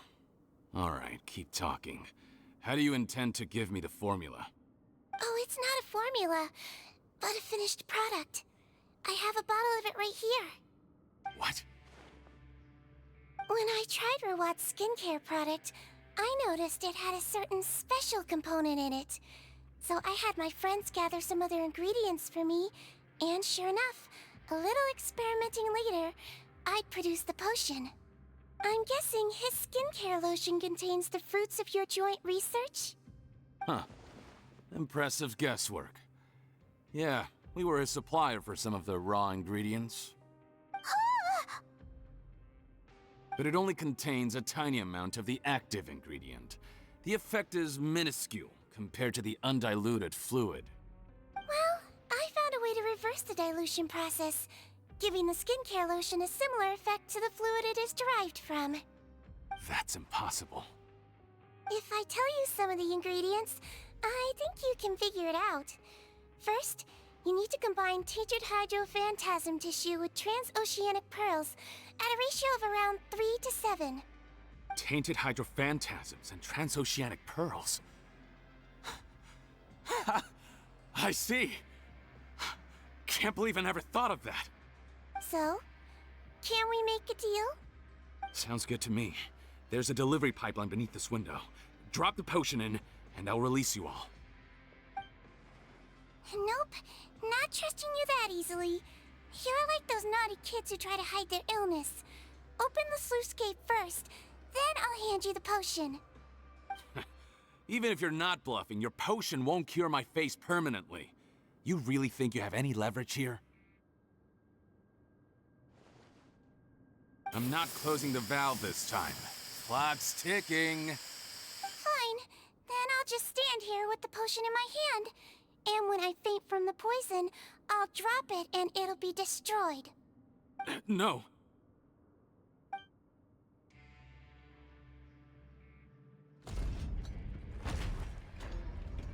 It's open! Disable that sluice gate! Jam it! Don't let it close again! That's more like it. In that case, a promise is a promise. Head nurse, there's too much poison gas in here. We have to leave, now!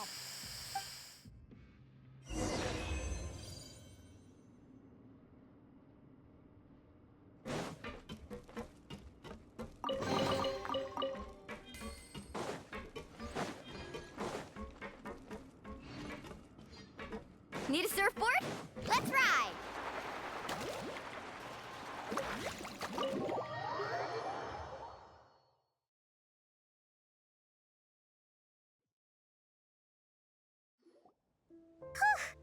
That was too close. That button is a real nasty piece of work. Oh, don't be too quick to sit down. Moving around a little will help relieve the soreness. Same goes for you, Traveler. Oh, but Paimon, you should be fine, right? Flying fast is pretty tiring too, actually. Anyway, that's not important right now. Paimon's still shocked to learn that there's a whole criminal operation going on behind that skincare lotion. Shame I ended up giving the improved version to Potten after finally making it for you. I'll make you some more, I promise. No, please don't. Paimon doesn't want to use that stuff anymore. Still, it was a pretty good job that Paimon wanted to buy some in the first place, huh? It ended up saving everyone's lives. That's gotta count for something. Yeah, Paimon was just kidding. Head nurse. I've done a final head count of our team and the criminals. Everyone's here and doing fine. We're ready to escort the fugitives back to the fortress of Meropide. It's a shame that we didn't find Rawat. At this point, I'm afraid he's probably deceased. What a horrible bunch. Especially that Patton guy. If he hadn't made good on that deal, we'd all be dead because of him. No, we wouldn't. I always keep a whole bunch of antidotes on me for emergencies, and one of them neutralizes that poison gas. We'd have been fine, even if you hadn't opened the gate. What? Then why did you give him the potion? If this is true, I must concur. Sorry to be blunt, but I think you made a bad decision by handing him that bottle. If he changes his appearance and flees Fontaine, it's unlikely that we'll ever find him. No matter how cooperative his accomplices are when we question them. No, you don't understand. I gave him the potion precisely so we could be sure where he'll go next. What do you mean? We gotta hurry. She won't last much longer.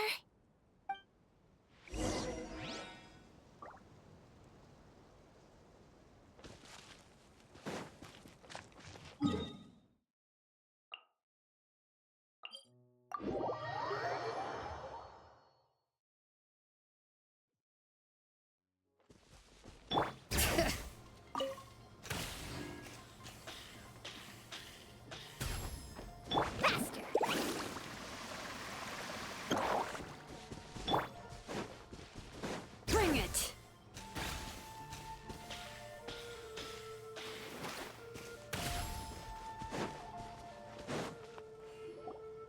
Don't move a muscle. I might be short, but I pack a mean punch. Captain, you're just in time. While I was lying in wait, I spotted this crook snooping around, trying to find a way in. So I detained him. Whoa. His face. Are you... Potton? So this is where you were heading, huh? What? This is how Potton looked before his face was marred. His current appearance matches the mugshot on his arrest warrant. I see. Wait, so what's going on? Wasn't the whole point of the potion to disguise himself and escape Fontaine? Why would he change back to his original face and run right into our trap? Enough of this nonsense. Let me in! You better pipe down. There's an old lady in there who's very sick. No way are we letting a crook like you inside. To heck with it. Listen to me. I'm Rawat. That's my mother in there. He's gotta be lying, right? Rawat was a victim in all this. He was forced into it against his will. How can he and this monster be the same person? Forced against his will? That's the funniest thing I've heard all day. Back when I was being coerced, everyone thought I was colluding of my own free will. And then when I actually became a criminal in my own right, you all suddenly thought I must be under duress. Amazing what a difference a handsome face makes. Save us the speech. Explain yourself. You want an explanation? Fine. I'll tell it how it is. When I was just Potton, the whole world treated me with contempt. Ew. What do you want? Get away from me. Women despise me. Collaborate? You don't look like much of a researcher to me. My peers scorned me. Mr. Potton, was it? I'm most interested in your research. Consider my offer carefully. I doubt you'll find other investment opportunities. Only villains would work with me. You want out of the game? Forget about it. Turns out, I slipped up a little. Left your picture with some Marechaussee Phantom officers. Easy mistake to make. Now they've listed you as an accomplice and drawn up an arrest warrant. So I suggest you put any thoughts of running away to rest. If you get caught by the guards for being in the synth business, you ain't ever seen the light of day again. There was no way out for me. Until I could stop being Potton. Mr. Rawat, I have something I'd like to tell you. I became popular with women. This new potion you developed is fascinating. Genius, in fact. Would you consider working with me? I'd be happy to sign a licensing agreement. My peers looked up to me. Okay, I'm very interested in your research, sir. You must no doubt have offers from countless investors, so far be it for me to ask for a full collaboration, per se. I merely wanted to express my interest. No pressure at all, naturally. And the villains even began to fear me. Becoming Rawat showed me what a superficial world we live in. But I did not hold a grudge. After all, this superficiality could be made to work in my favor. Or so I thought. But alas, the world seemed bent on finding a reason to make me despise it. Mother, I'm back. How are you doing? Who are you? I bought the best medicine Mora could buy, but nothing would cure her illness. In the end, I hoped she'd at least be able to see her son one last time before she passed, but when everyone else rejected me, the only person who cared about me was my mother. Then, when I became a rising star in the Fontaine Research Institute, I was unrecognizable to her. I have to let her see me again. Even if it means donning my own wretched, ugly face. Well, is that enough explaining for you? Now do you understand? Let me inside already! Have you ever considered if you'll even be able to look your mother in the eyes after what you've done? You found a way to completely change your identity. You could easily have escaped from them. But no, you chose to keep working with them. Why would I want to give up on such a lucrative business? The profits were dozens of times that of the synth business, and it was all above board.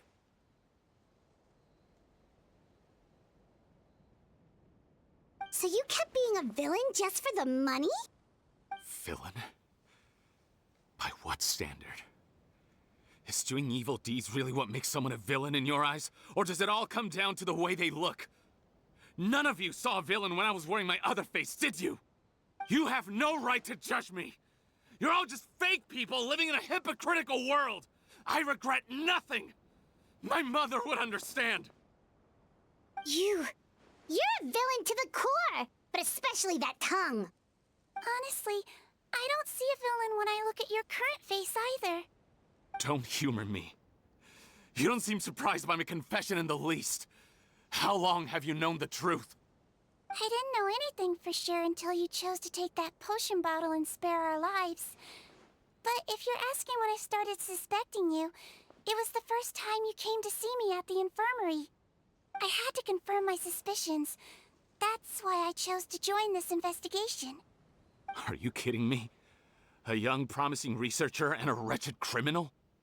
What on earth gave you the idea that they could be one and the same person? Well, there were no visual clues. This potion's face-changing effects are very powerful. Even as a Melusine, I couldn't see through the disguise. But I believe I understand humanity a little better than most of my kind. Humans have certain fundamental qualities that do not change with their appearance. Fundamental qualities, huh? So you think you're the one who's seen through me, do you? Most people probably don't know this, but I think I can guess what your deal is. Melusine constitutions are very close to that of water, so it stands to reason that the potion should work on them too. You use it yourself, didn't you? That's why you have a human appearance. Sigewinne? Yes, you're right.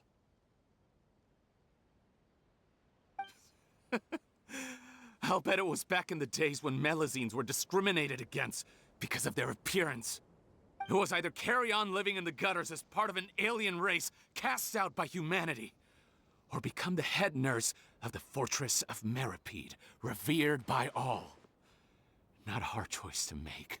It's a no-brainer. So you see, you and I were the same. And I'm the one who saw through you! That's not important right now.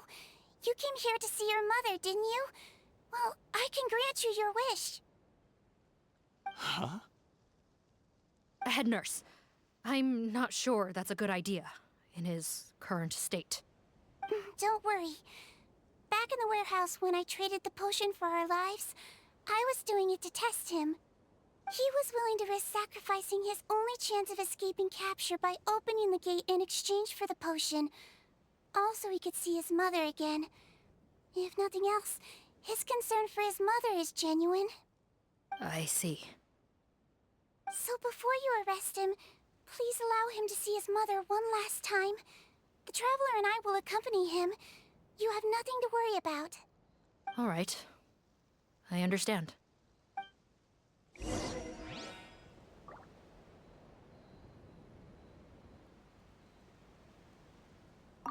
I don't trust this guy much.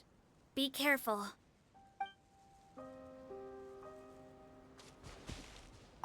Join the head nurse inside. If he tries anything at all, shout.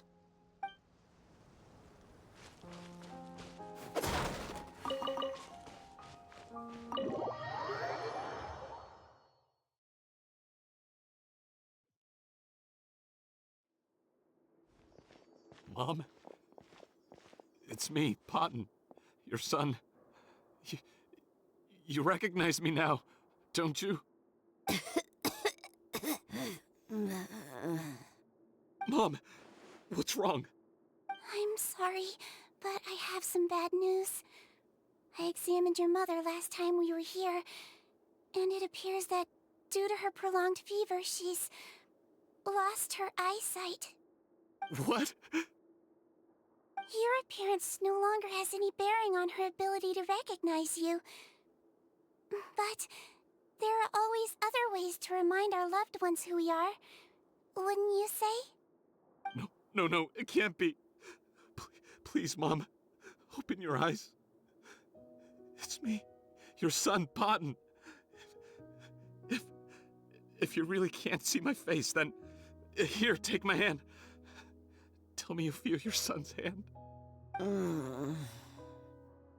I've done so much to get to this point.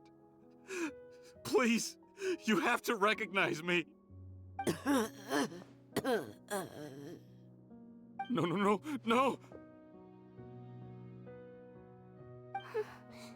The temperature of his palm must have changed. I'm sorry. It seems I couldn't bring him back to you after all.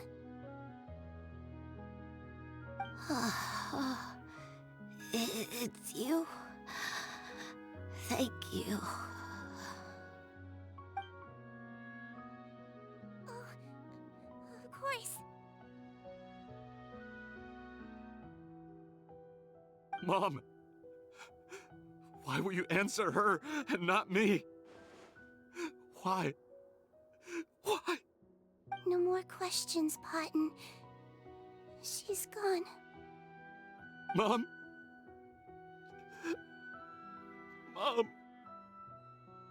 I'm sorry to say this, Potton, but you and I are not the same.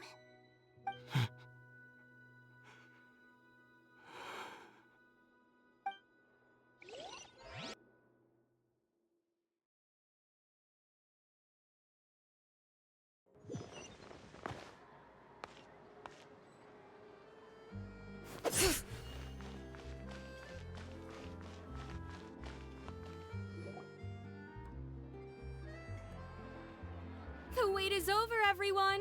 The sale of our new skincare product, Romaritime Essence, will now begin. Another skincare promotion! And it's selling as fast as last time. Wonder what people would think if they knew what was in the last batch. Oh, Citrin's here too! Hey, Sigewinne! Oh, Traveler Paimon, hello! I hope you two got a good rest yesterday after all your hard work. Of course! Nurse's orders, right? Anyway, are you here to take notes for your next article? Actually, I'm mostly here to help Officer Morgan wrap up yesterday's case. Ah, that reminds Paimon. That stuff sold like crazy, didn't it? Is it gonna cause huge problems? Nope, there's nothing to worry about. Unless modified, Butterfly Dew is an excellent skincare product that's completely safe to use. Besides, officers have already retrieved all Butterfly Dew purchased on the market. Now it's just a matter of disposal. After consulting Monsieur and Nervulette, I came up with a way to neutralize any harmful effects, so it'll evaporate naturally without polluting water or soil. Wow, it's Sigewinne to the rescue again! Thank you for serving as our consultant, head nurse. All the butterfly dew we recovered has been disposed of, according to your instructions. Great! Good job, everyone! Also, you mentioned you wanted a copy of Rawat's interrogation records. Well, technically, Potten's records. Anyway, I have them with me. Here. After he saw his mother for the last time, it was like all his mental defenses came crashing down. He put up no resistance during the interrogation, and answered all our questions. We learned a lot. Apparently, the formula was something he discovered by chance, while helping the criminal gang produce synth. Later, he came up with the idea to dilute it, and use the resulting substance as a skincare product. Their supplier was Vache. But you could also argue that they were the ones doing him a favor. His operation helped Vache's gang dispose of an enormous amount of evidence. It made for a seamless collaboration. One man's trash was another man's treasure, and there were no loose ends. It's no wonder we never noticed what Potten's gang was up to. Vache again, huh? Is there still no end to the harm he caused? Make no mistake. The crimes of Vache and his accomplices will come to an end. It's only a matter of time. Since the flood cut off their supply of primordial seawater, they've been forced to resort to riskier methods, like using their private reserve to attack people on the street. Naturally, those attempts all ended in failure. After receiving numerous reports, we were able to zero in on the gang and eventually round them up. That sounds more like it. Based on what he told us in his confession, we pretty much had him backed into a corner, even though he made a point of distancing himself from the gang while disguised as Rawat. He tried to throw us off his tail by reporting his accomplices, giving him enough time to transform back into Potten and see his mother one last time. But there was one thing he hadn't anticipated. Even though Potten had been missing for a long time, we were very much still on the lookout for him. So the moment he appeared in public after changing back to his original appearance, we caught him. So he tried this once before, huh? Guess he really did want his mother to see him again. But in the end... Looking at the interrogation records, it seems like he spent the first sum of money he earned as Rawat on his mother's treatment. Yes, which is why I suspect that his initial motive for using the potion was not personal greed, but a desire to become somebody who had the power to save her. Even so, he went too far. In the end, he got what he deserved. I understand. Thank you for bringing me these records. Why did you want them anyway? Potten was one of my patients, so I need to put together a medical file for him. My teacher always stressed that a person's life experiences are just as important to their file as their medical history. Why are you still treating him like your patient? Isn't he kind of beyond redemption now? Well, that may be true, but a patient is a patient, regardless of the choices that bring them to my care. One last thing, head nurse. Please keep everything you know about this potion a secret. It would be for the best if most of Fontaine knows nothing of its existence. I know my fellow officers and I will be able to sleep easier if that's the case. Of course. Not to worry. Thank you for understanding. I'll take my leave then. So, Sigewinne, did you really use that potion yourself? Why do you sound so surprised, Paimon? I told you all about it. It was quite a while ago now. You mean that story about the witch and the potion? So it was really, actually, genuinely a true story? Yes, it really actually genuinely was. But... I know. There are some secrets I can't tell anyone about. But considering everything we've been through together, I know I can trust you with them. Before I tell you though, could you follow me somewhere? I want to pay my respects to an old friend. Of course!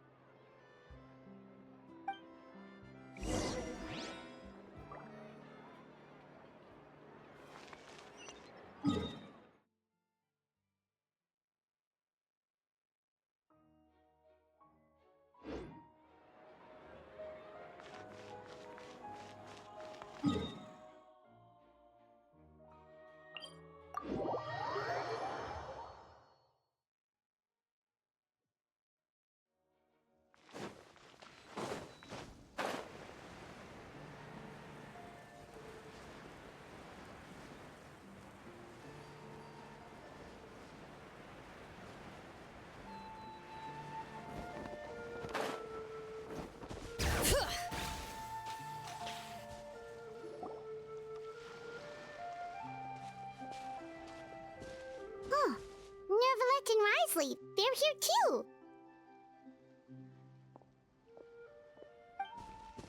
Good to see you, traveler. Paimon. I trust all has been going well for you? Big news, everyone. The Udex is out of his office on important business. Is that genuinely something people would consider big news? Why wouldn't they? Important business is a big deal. Ah, yes, you're quite right. When someone you care about requires emotional support, being there for them at the right time and place is of the utmost importance. After reading the Maréchal Phantom's reports, I had a feeling a trip here might be in order. Take note. That, my friends, is how Monsieur Neuvillette shows that he cares.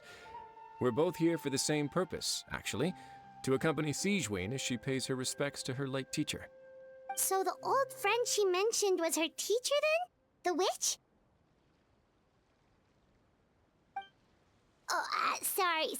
Paimon didn't mean to be rude. It's only because Sigewinne calls her that all the time, so... I doubt she considers that title to be offensive, Paimon. Don't worry. Indeed. In fact, I believe Sigewinne would take it as a sign of affection. She has spoken of this doctor on many occasions, and it sounds like she was a truly generous individual. In those days, many people harbored prejudices against Melusines. She was the only teacher willing to take Sigewinne on as a student. Wow. It's really nice of you two to be here for Sigewinne. Guess you guys really look out for your younger colleagues, huh? Younger colleague? Well, that might be true for the Udex, but I'm not sure I can say the same. Sigewinne served a sentence in the fortress of Meropide hundreds of years ago, and after she did her time, she decided to stick around. She's been an integral part of our administration ever since. Strictly speaking, the head nurse has been around longer than most people in the fortress, myself included. Pretty sure that makes me the younger colleague. She served a sentence? Yes. Long before I became Udex, there was an ancient law in Fontaine that prohibited any attempt to transform another species into a human.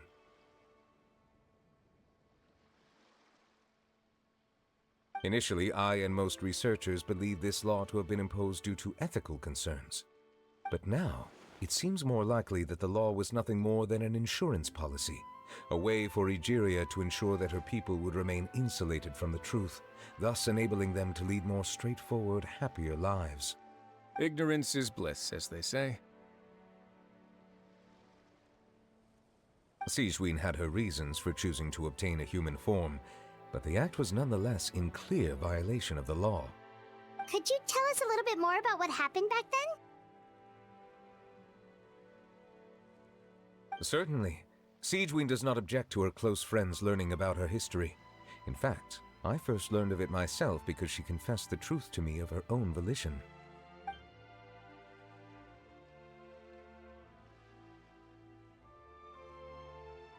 Even with their daughter so ill, they kicked you out? Stubborn as always. And prejudice isn't a disease I can cure either.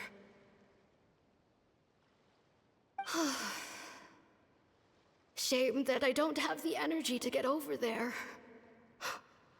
You're laughable, you old witch. You want to save everyone in Fontaine, but you can't even save the patient before you. Master, what are you... I discovered a strange disease, one I suspect that every Fontainian suffers from. But without witnesses or proof, no one will believe me. I had no choice but to experiment on myself to find a cure, but I hit a wall. And as you can see, it took a wretched toll on me. Then I'll find a cure for you, and then you can go cure her. There's no need. I am beyond saving now. There's nothing you can do. But, Master... As I said before, a doctor's duty is to treat whatever ailments they can. I know, but they don't trust me at all.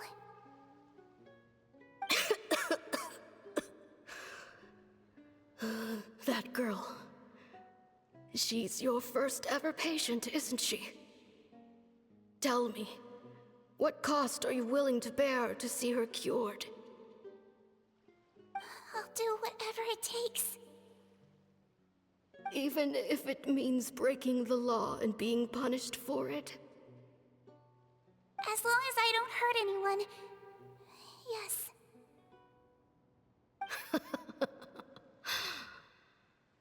Spoken like a true student of mine. Then I shall make one more final gamble. And see my experiment through to its end. Leave me for now, and come back in 2 hours.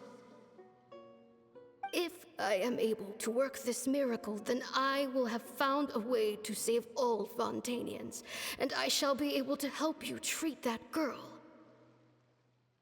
If not, then it means there is one more disease in this world that I cannot treat. In that case, do not come looking for me. I will leave you a parting gift. An accidental discovery happened upon through my study of this strange disease. It has little use, but it will at least help you cure this one patient you can reach.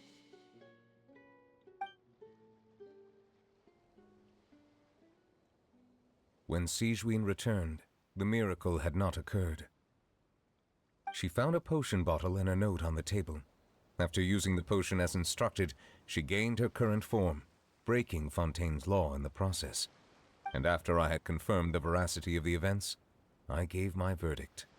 So that's what happened. I fear Sigewinne only understood the full story after the truth about the dissolution of Fontainians was uncovered. When I reflected on all this with that knowledge in hand, I felt a deep sense of regret. As I use the law to uphold justice, there are times when I cannot help but acknowledge its ruthlessness. After the final details of the events surrounding Sigewinne's transformation came to light, I checked several sources and, thankfully, the legal code does not require Sigewinne to shoulder any additional punishment. Wonder how she feels about all this. Since she invited you here, I imagine she intends to speak of these matters with you, no?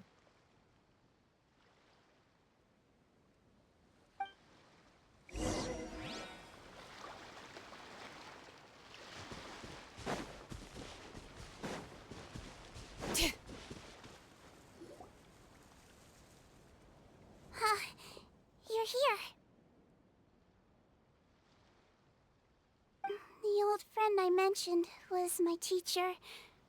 When she passed, her body was nowhere to be found. All that's left of her is an empty tomb. And even that's deep underwater now. Sigewinne, the witch who gave you the magic potion, she was your teacher, wasn't she? Sounds like Monsieur Neuvillette filled you in. After learning the truth, it must have been hard to process, huh? Well, to be honest, after I realized what really happened that night, my first thought was that it kind of made sense. It seemed exactly like the sort of thing she would do. But she was planning to sacrifice herself and never told you. That's just who she was. If lying is what it took to get a kid to take their medicine, then that's what she'd do.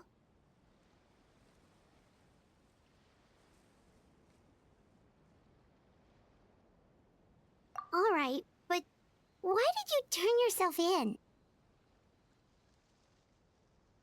I broke the law, simple as that. My teacher made her choice, and I made mine. True. It's just the way Potton framed it when he was asking you all those questions, it made Paimon really mad. You're not like him at all, and everything Neuvillette said confirms that. And yet, you were still convicted and thrown in prison. It just feels so unfair. Unfair? I happen to think just the opposite. If I hadn't served that time, I'm not sure I would have been able to stay strong when he was questioning me. What makes you say that? I knew you'd be curious. Let me tell you a story.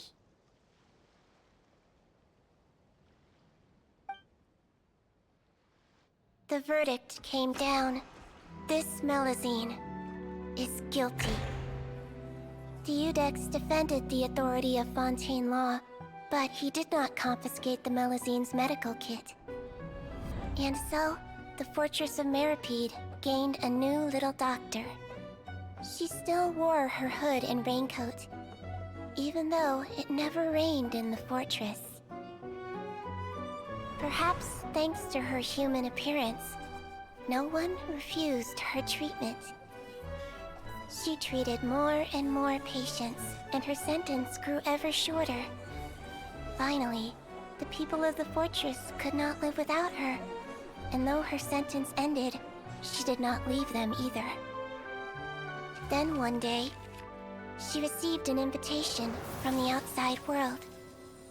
The location seemed familiar, and when she arrived, an old lady was waiting for her. She saw right through the Melusine's disguise, but didn't reveal it. Instead, she asked a question. Tell me, why do you think you gained the respect of so many people, despite being a Melusine? Because I look like a human? It's been 50 years, Sigewinne, and you haven't aged a day. I think everyone knows you are not human. I finally found you, after all these years. I still remember, you know. It was you who saved me that night. But how? I was no longer a Melusine by then. Does it really matter if you're human or Melusine? I remember the warmth of your palm. It's quite unmistakable. And you know what? It hasn't changed one bit. You don't have to hide anymore, Sigewinne. These days, everyone wants to make friends with Melusines. And I think that it's all because of you. I'm sorry I couldn't say this until now, but thank you, Dr. Melusine. Now that's an ending Paimon can get behind. After hearing everything Potton said, I wanted to tell him that it didn't matter who he looked like on the outside. But it was too late. The warmth in his palm had already disappeared. I tried to treat him, but the roots of his problem had nothing to do with his face.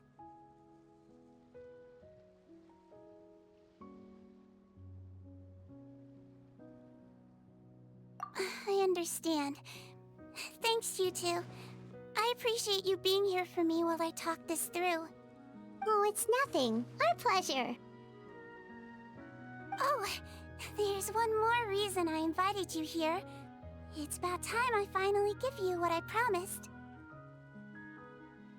In order to restore the appearances of the face-swapping victims, the Marechaussee Phantom gave me special permission to make a few bottles of that potion. And I made one extra just for you two. We don't need it though. Shouldn't we destroy it? Well, even if you chose to destroy it, I still thought I should give it to you first. You two did so much for me. How could I break my promise? Well, fair enough, but anyway, Paimon's definitely not interested in this stuff anymore. Still, if this is the very last bottle in all of Teyvat, getting rid of it would feel like kind of a waste. Maybe we can give it a special meaning somehow. Oh, Paimon's got it! Melusine physiology wasn't affected by the Great Flood, right? So that means the potion should have a permanent effect on you. In that case, what do you say, Sigewinne? Ever thought about transforming back to the way you used to look? After all, from a Melusine point of view, Paimon bets Melusines look the cutest of all. Paimon, after everything, do you really think it matters whether I'm Melusine or a human? Well, what was Paimon thinking? You made up your mind a long time ago. Yeah, let's just destroy this thing. Leave it to me.